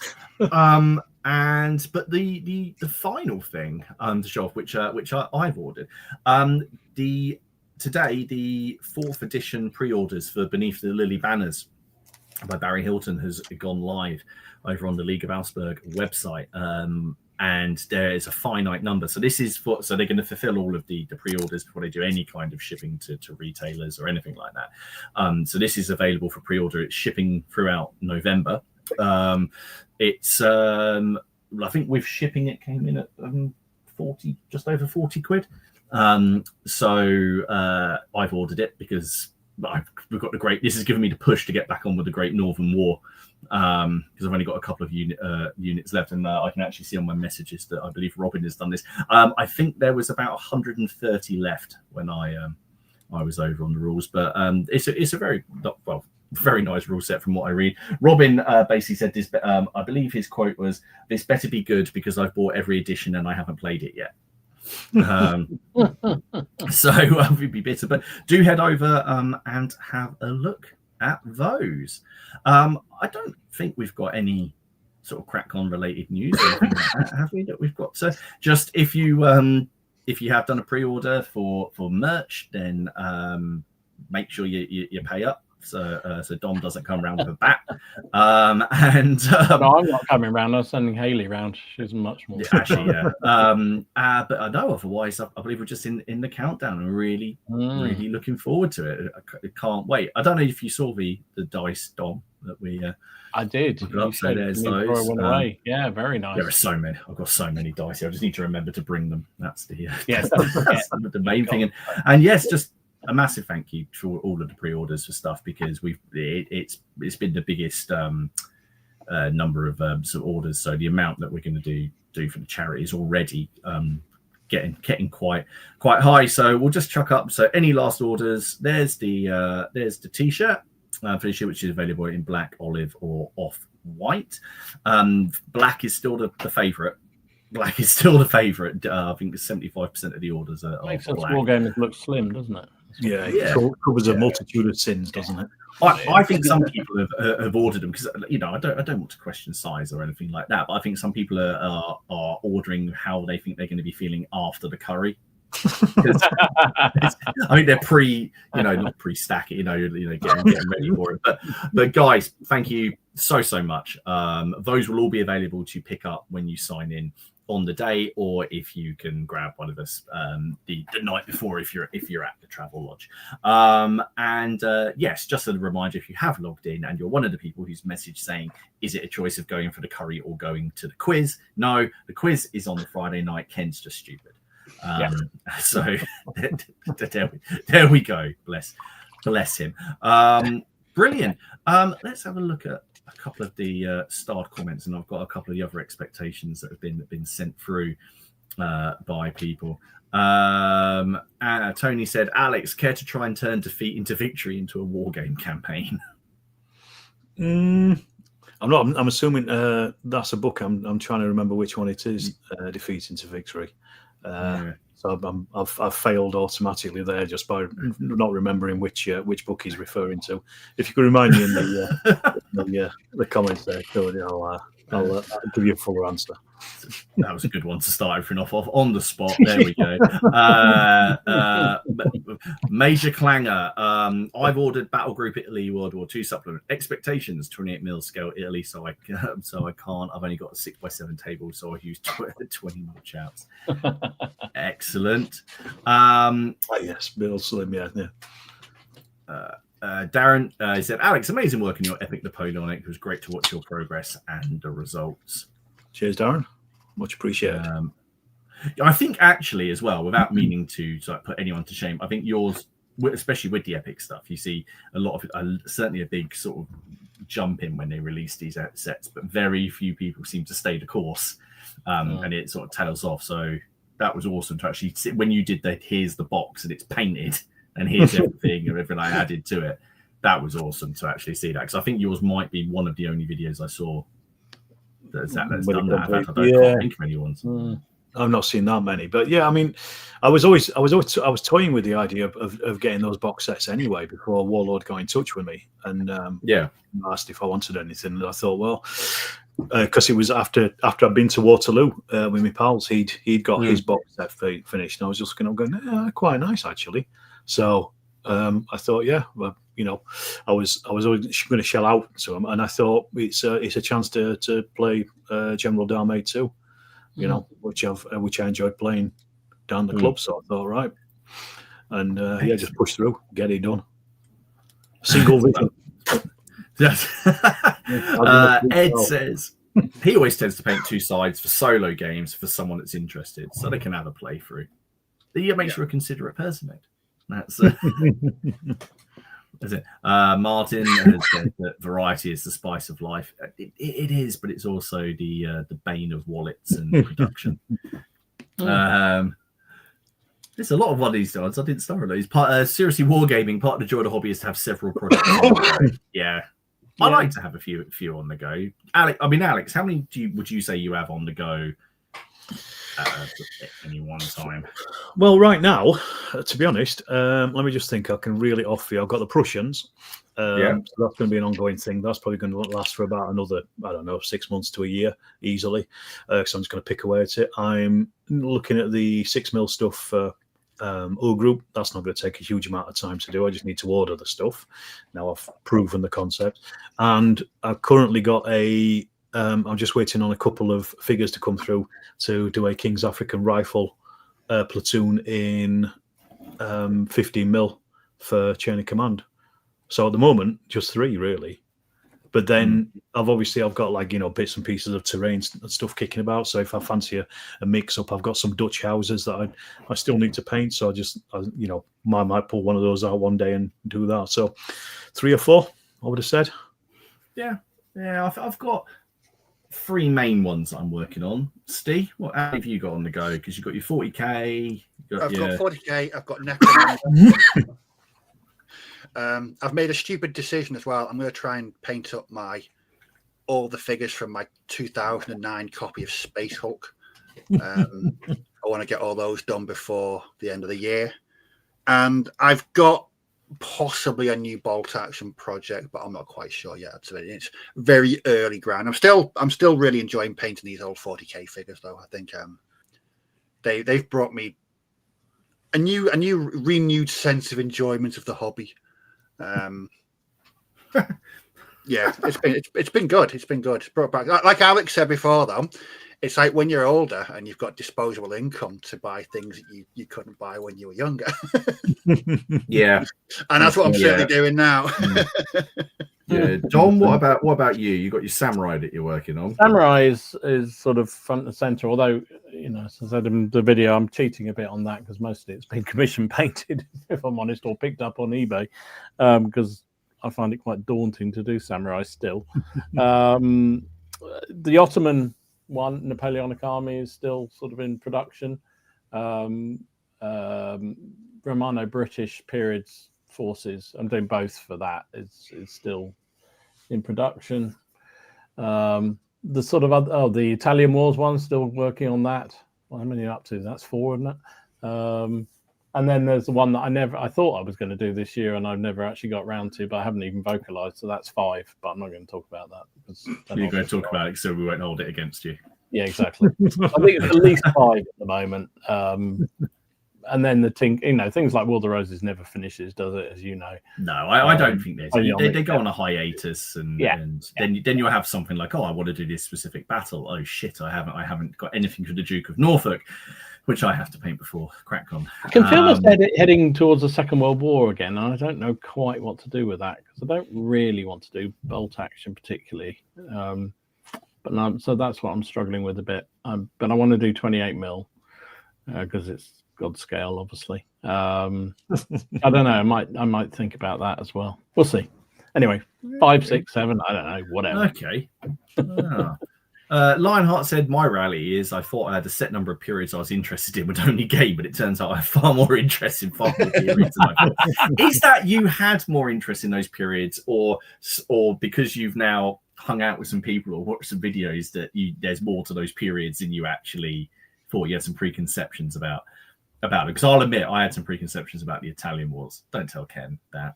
But I did, and but the more I break it down, the more interested I actually am in it. And I think that's going to happen at some point, probably fairly soon. I think that might be 2026.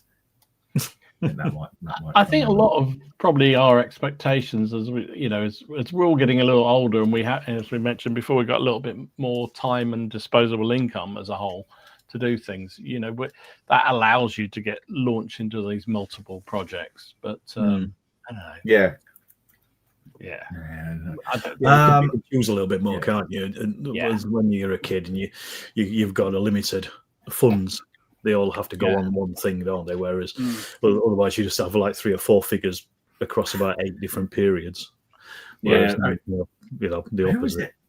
I can't remember who it was. He said, like, when you're young, you got unlimited time but limited money. But when we're older, we got unlimited, well, not unlimited money, but more money but limited time, which is a sad way.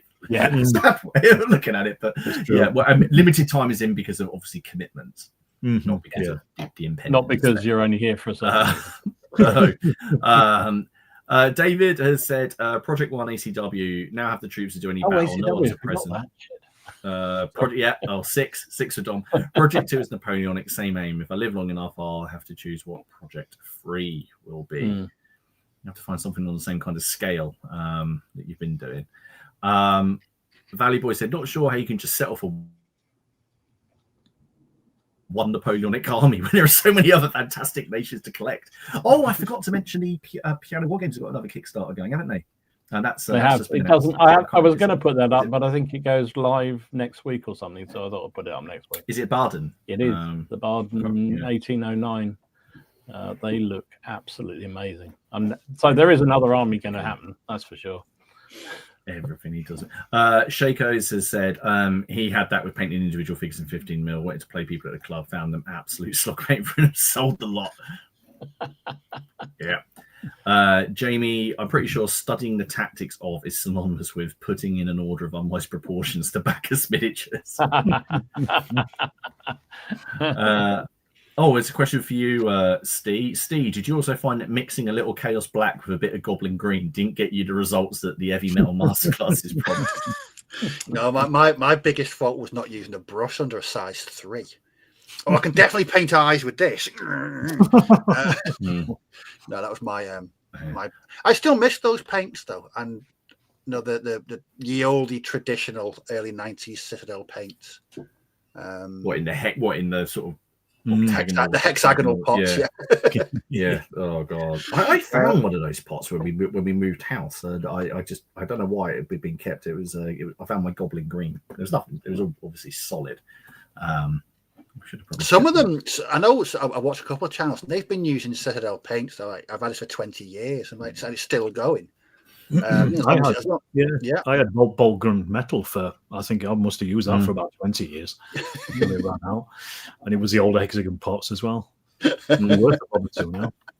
I bet they are. See, Paul has said when I first started, the expectation that the matches fired from my Britain's field gun would fly quite some distance. Soon was dashed when they dropped out at the end.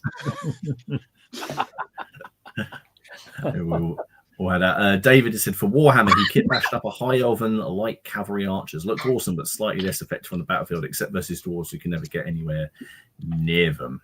I remember my friend had a dwarf army. He never moved. They never moved. There was always just a case of me slogging into them with my stupidly armored dark elves that would just die on the way in. Mutton Chops, expectation of playing Baron's War, building one side of the box and a new gaming table. Realization, it's probably not going to happen as my mate has only put 12 models together since May. That sounds like the last version of Blood Bowl I bought. Expectation, buy the game in 2016. Reality, finished both teams 2 years ago. And it's only 24 figures. It just took so long to paint that. I think it's because they're doubled up. So I don't like sort of repetition in figures, so I do a bit of kit bashing on some of them. But God, that was or even that Rubicon Huey. God, that was that was expectations versus reality.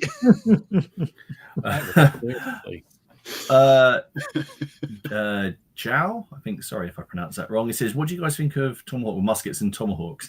I like muskets and tomahawks. Yeah, I like it for the French-Indian War. I don't like it for Napoleonics. No, I've got varying feelings about. Well, I know the ACW is planned, but I'm not too sure. I'm sort of on the fence about that one. Is it a game you've played, Alex? Never played it. I'm aware of it. Interesting mechanics. It's got some interesting mechanics. I looked at buying it a long time ago, but I quickly lost interest. Steve, I'm just gonna throw it out there that you have no interest whatsoever. Doesn't. I don't know, because I love watching. It was like the American War of Independence. I love any documentaries about it. But as a gaming tool, it's just never remotely interested me in the slightest. See, I have expectations in that my natives are going to be awesome, and they're going to sneak up the side of the board and absolutely rip apart the enemy. The reality is the moment they break cover, they're dead. Yeah, they are absolutely. Which I suppose is if it's, but I had to. You've got because you've got the. It's not line of sight. What's the right word? You can only see a certain distance, can't you? Yeah, it's a very clever spotting mechanic. Spotting mechanics. Yeah. But apparently a whole horde of natives like legging it out of the trees isn't as effective as I was led to believe it would be by the sculpts of the models. So they're swiftly dispatched. Normally. Knights of Dice, Viv has said his expectations. He was 15, played my first game of Warhammer Fantasy and bought my first White Dwarf. I thought it was so cool. I showed the magazine to a girl in school I liked, and she laughed. I never went. I showed my wife, and I think she pitied me. Oh, my girlfriend. She was my girlfriend at the time. And then in lockdown, she had I didn't say she had a choice. I think she was just so fed up with me looking miserable that she agreed to have a game. The expectation was I will beat her and I'll get some content out of it. The reality was she kicked the stuffing out of me. I got some content out of it, and then everyone just kept on asking her to come back. So that was. That's definitely what occurred there. Awesome. Michael, have you seen the Kickstarter for a game called Great Helm? It went live. No, I haven't. It went live a few days ago. Micro nightly skirmishes with about 6 models aside, focusing on dice distribution. All one chap. So, okay, I'll check that out. There is a plethora of medieval stuff at the minute. This has been the medieval year, which I'm not particularly complaining about. But it is all very skirmish centric. There's very little. I don't know if that's because just people are put off by the idea of medieval mass battles, because it's essentially just 2 mobs just running into each other, and there's not so much to do. But I'll go and check that out. Thank you for the heads up. I had a couple of comments on the post online, which I thought were actually quite interesting. If I can now find it, here we go. So Wout Hendrickson said most of these are from when I got started. Expectation: looking at collecting a new army, thinking it's a simple scheme I can paint really fast and prime a base color. Reality: get caught up in the details of some additional basing that make it a massive time sink, or decide some colors are off and need redoing. The same with rules. Sometimes you read them and think this is going to be the best rule set I've ever played, Dom, only to find out it doesn't play the way you thought it would, and it's just no fun. It's been a lovely night tonight, Martin. We're not going to spoil it by naming that. Dom bought it. No, you're Dom. Steve bought it up the other day.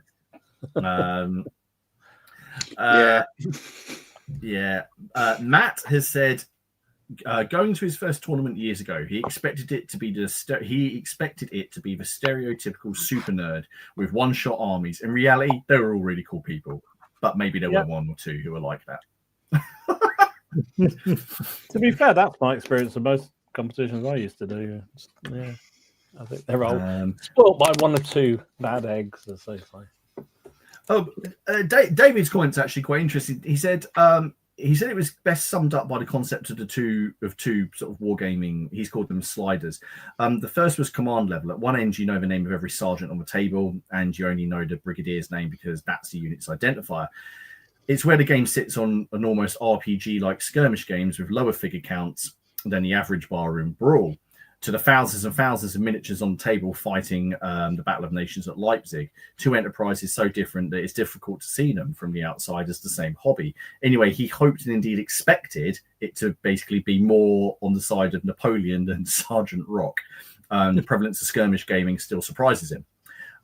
The second slider was and I think we've talked about this before, is the painting to gaming slider, whereas painting is a vehicle to get your models on the table, but actually takes up a lot more of the hobby space than perhaps some people feel it should. I mean, I'd like to play games all day long, but I enjoy painting. I do enjoy it as well, which I know we've chatted about before. I know, Dom, you could happily do without it. Yeah, I mean, I overrig it a little bit. I do quite like doing a little bit, but I would much rather do more gaming than painting. That's for damn sure. Yeah, absolutely. What about you, Alex? Do you like doing some of the painting? But I mean, would you drop one in favor of the other, or is it just all part? Do you get something from the painting? Do you? I think, to be honest, I get too much from it. I just enjoy it. It's just a nice switch off time. You have a podcast on or some music in the background. You know, you can kind of just lose yourself for an hour, even if it's only an hour, just picking away before work or after work or whenever. And, you know, just doing a little bit it always feels as though you've achieved something. You know, you've just even putting an undercoat on just feels like, right, oh no, now I can spring on to the next one. So I wouldn't like to drop one for the other. I'm in a relatively good position in that, you know, I can pretty much war game every week. You know, unless of course somebody falls out, you know, for illness or whatever, or, you know, clashes or whatever. But I can pretty much play a game every week if I wanted to. So I don't need to. You know, I'm not always hankering for a game because that itch is being scratched as well. But I also just enjoy the painting because I came into wargaming as a military modeler anyway. You know, that was my path. Right. Yeah. So that was, you know, the thing I did before I even started moving figures about on a tabletop.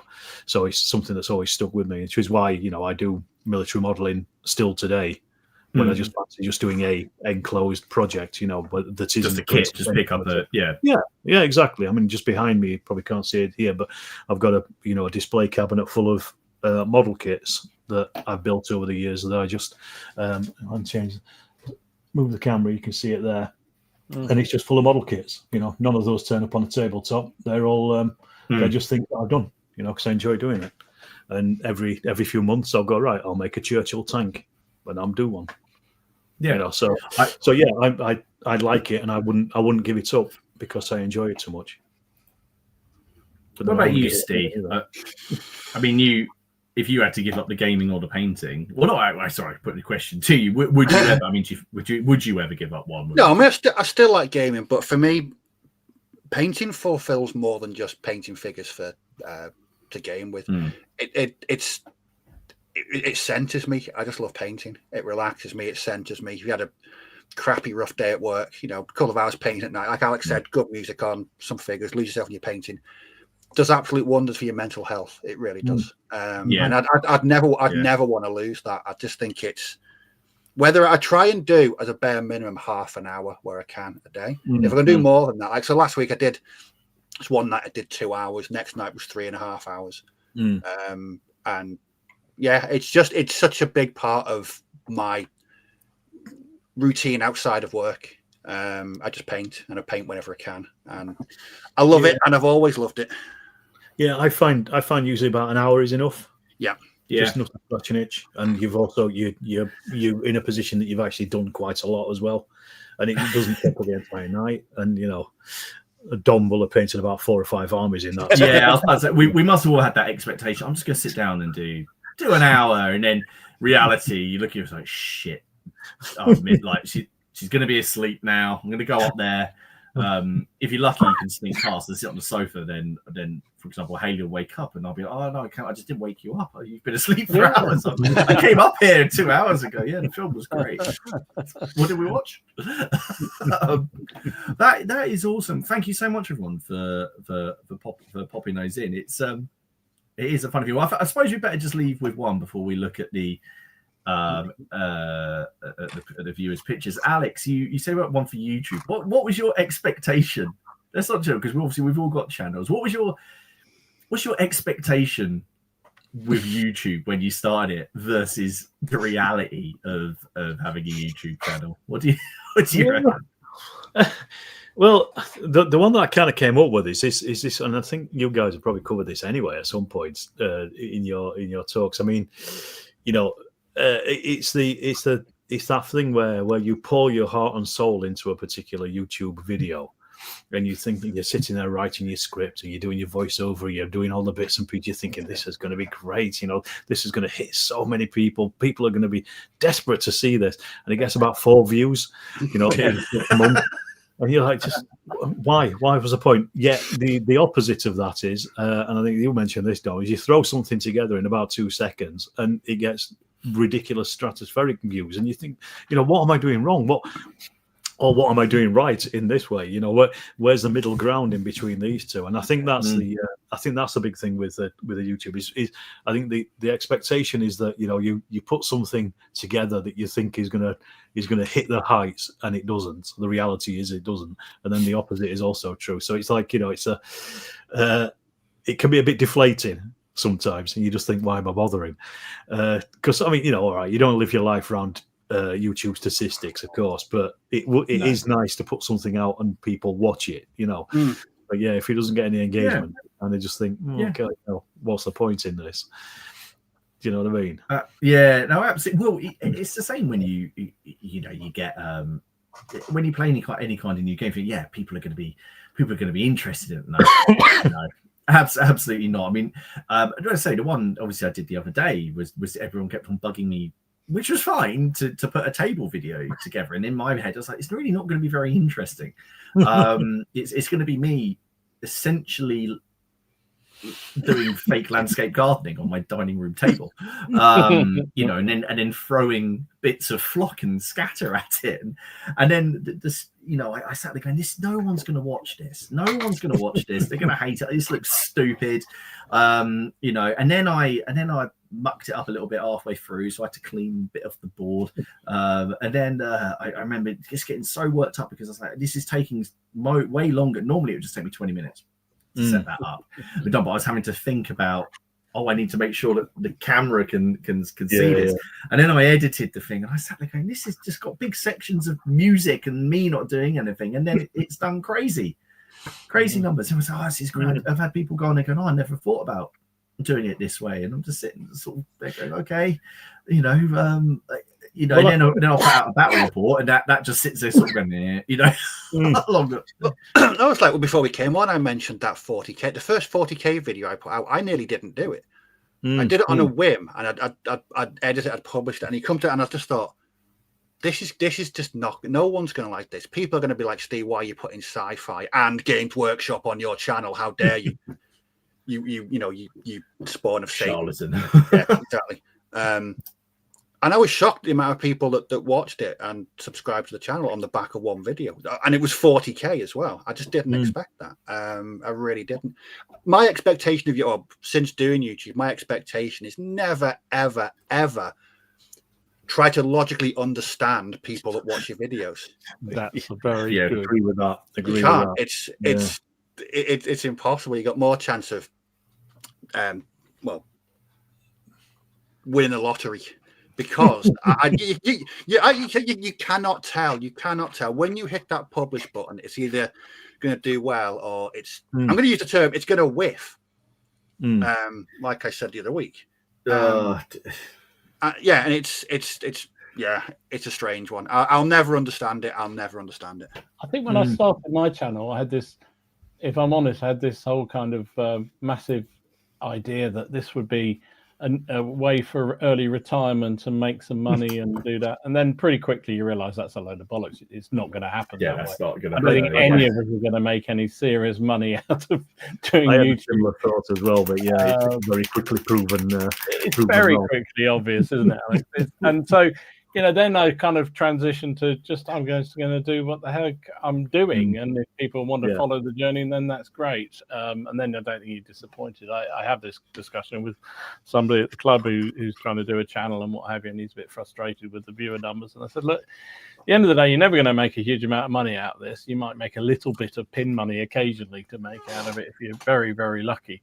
So just do what makes you happy, and if people come along the journey, exactly, that's it. If you're doing something that you enjoy, your enthusiasm and your enjoyment will come through. There's nothing worse, and I think we've all done this, and we've chatted about this, where you're doing a video or you're reviewing something, and you're less than enthusiastic about it. You don't want to be spending your time doing it. It's not coming through, and it's not selling it to anybody. Whereas there's someone who might be interested in that product, that period, that means like that, who can do a much better job of selling it than you. So leave it to the people who we've got time to quickly whip through some viewers' photos. It's been a wide variety. I want to start with this one, and not just because he's my friend, but because I really do think this deserves showing off. Matt painted this. I have no idea what the hell it is. It's from Cursed City, I think, but his paint job on that is great. It's like the world's most unsatisfied gravedigger. The work he's done. If you're going for this grim dark thing, he's done a fantastic job. This will be at Crackcon on his more timetable. So that is a gaming piece. It's not just a display piece. But I just think it's. I think some people around this community need some intervention. I think if anyone needs an intervention here, Dom, it's closer to home, mate. Probably true, to be fair.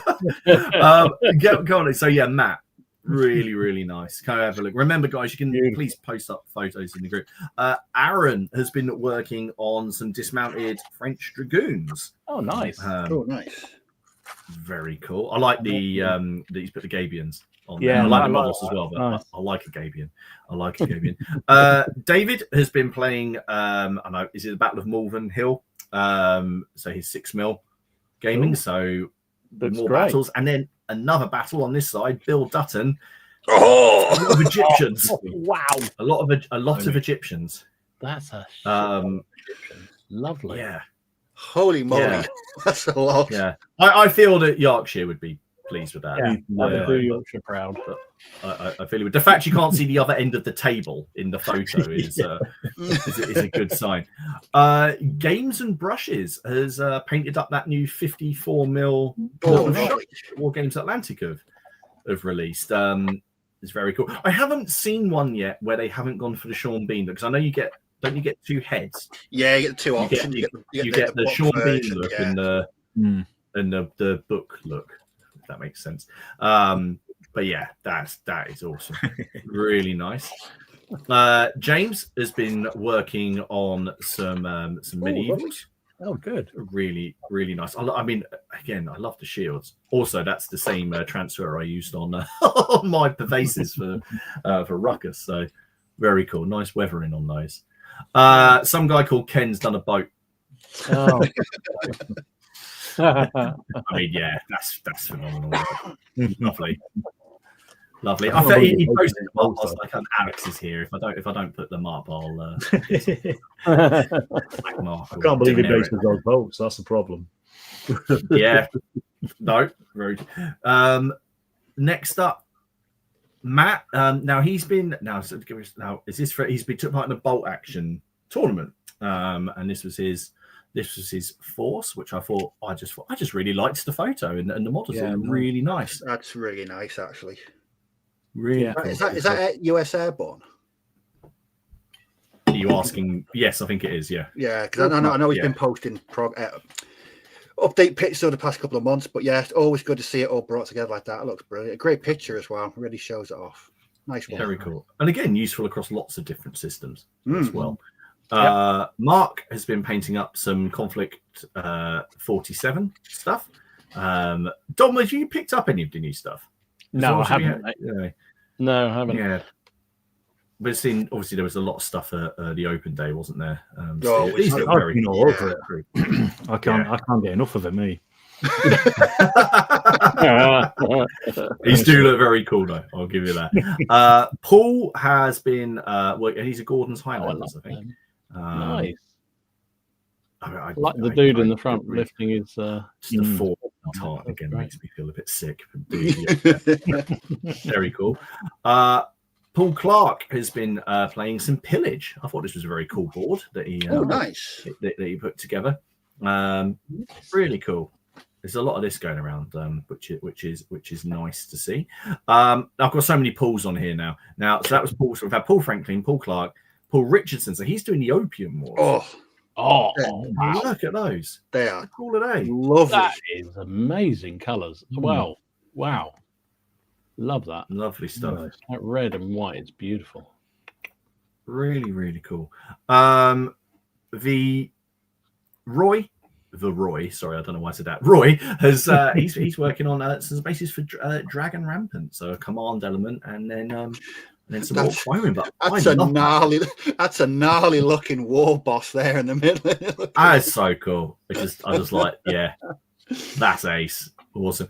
Stephen, as he's done this Imperial Fist commander with his tactical rock. Got out. Lysander. Dom, I think he's asking you. I think it might be. Oh. That yellow is lovely. It is really nice. Cool work. Steve, now I've forgotten. I'm terribly sorry, but I've forgotten what this is. But I love it. it's a hobbling, but no, which is very cool. Really like the base, and I do like the Jester on there as well. Yeah, it's a nice touch. Very cool. Nick, these are his epics. They're very really nice paint jobs. Epic Carthaginians. They're really, really nice. See, I only put 4 in the base because I was a bit concerned about painting them, that they might look sort of too crowded. But he's done it. He's pulled it off. Really, yeah, they're really nicely done. Really, really well. Nice one. Tim has been putting up so many pictures of armor that I didn't know which one to pick really. So do go and have a look at these. But there we go. It's a whole load. And look at, there you go. Nicely based. Nicely based. Yay, good man. Nicely based on that. Is the way.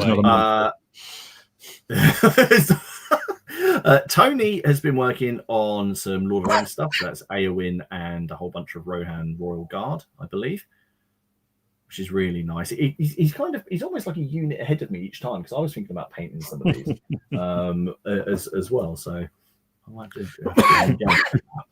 Now Warren put these up, and I thought these were really cool. These are the 10mm orcs from War Games Atlantic. I like the way it's based on nice. Yeah, off it, really effective. Yeah, really nice. Yeah, I tried in a nice way. I tried not to look at it for too long, because I could feel my other hand going for the phone to like War Games Atlantic. Have a look. And then Pete has done this ghost. But what this I think it's got a Night Haunt, I think it's called. But what I really like on here, and again, it's just I really like the candles. The effect he's done on the wax and the flames. I know there's so much else going on the model, and that sounds like, but I really like the last thing I looked at. I just thought the candles kept. Oh, shit, there's so much going on that model. Jeez.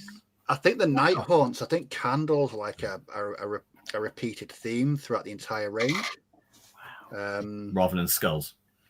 And skulls, obviously skulls. Lots of skulls all over the place. Yeah. Oh no, that's awesome. But no, it's been a really nice season. Alex, thanks so much for taking time to join us and essentially just chat rubbish for the last 2 hours and hang out. So guys, remember, if you haven't seen Alex's channel, why not go down below? There's a link to it down there. Alex, we're going to see you in a couple of weeks at Crackcon. Anyway, we cannot wait. You can find all the links. You know who we are. You can find the links to our channels down there. Consider this the shill part where I say shill. Shill. And you'll find a link to the Facebook group. Dom is back from holiday now, so I'm afraid that the doorman is back on the door. Yeah, right. So if you missed the chance to get in while I was out, the open door policy that it had for the last 2 weeks. But guys, if you do want to come and join us over in the Facebook group, post up what you're doing, what you're working on.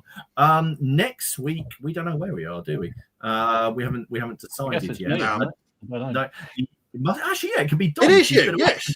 I probably skipped a couple of weeks, so I probably should be. Yeah. The week after that, the 13th, we're over on my channel. We've got Mike Peters, the author of Ruckus, joining us to chat about the new Assassins and Templars set that's coming out, because then he'll be at Crackcon that weekend. Then, of course, we're not here for a Monday because of Crackcon, although we might be. Did we have a guest? We might. I can't remember. I better check. But on that note, Guy, Alex, thank you very much for joining us, mate. Thank you. It's been an honour. Thanks for having me along. It's always fun. You are always welcome. Dom, not so much. Sorry. Fair enough. Guys, enjoy. We hope you enjoy your week, and we will see you all again next week over on Dom's channel. See you later. See you, everybody. Bye. Bye.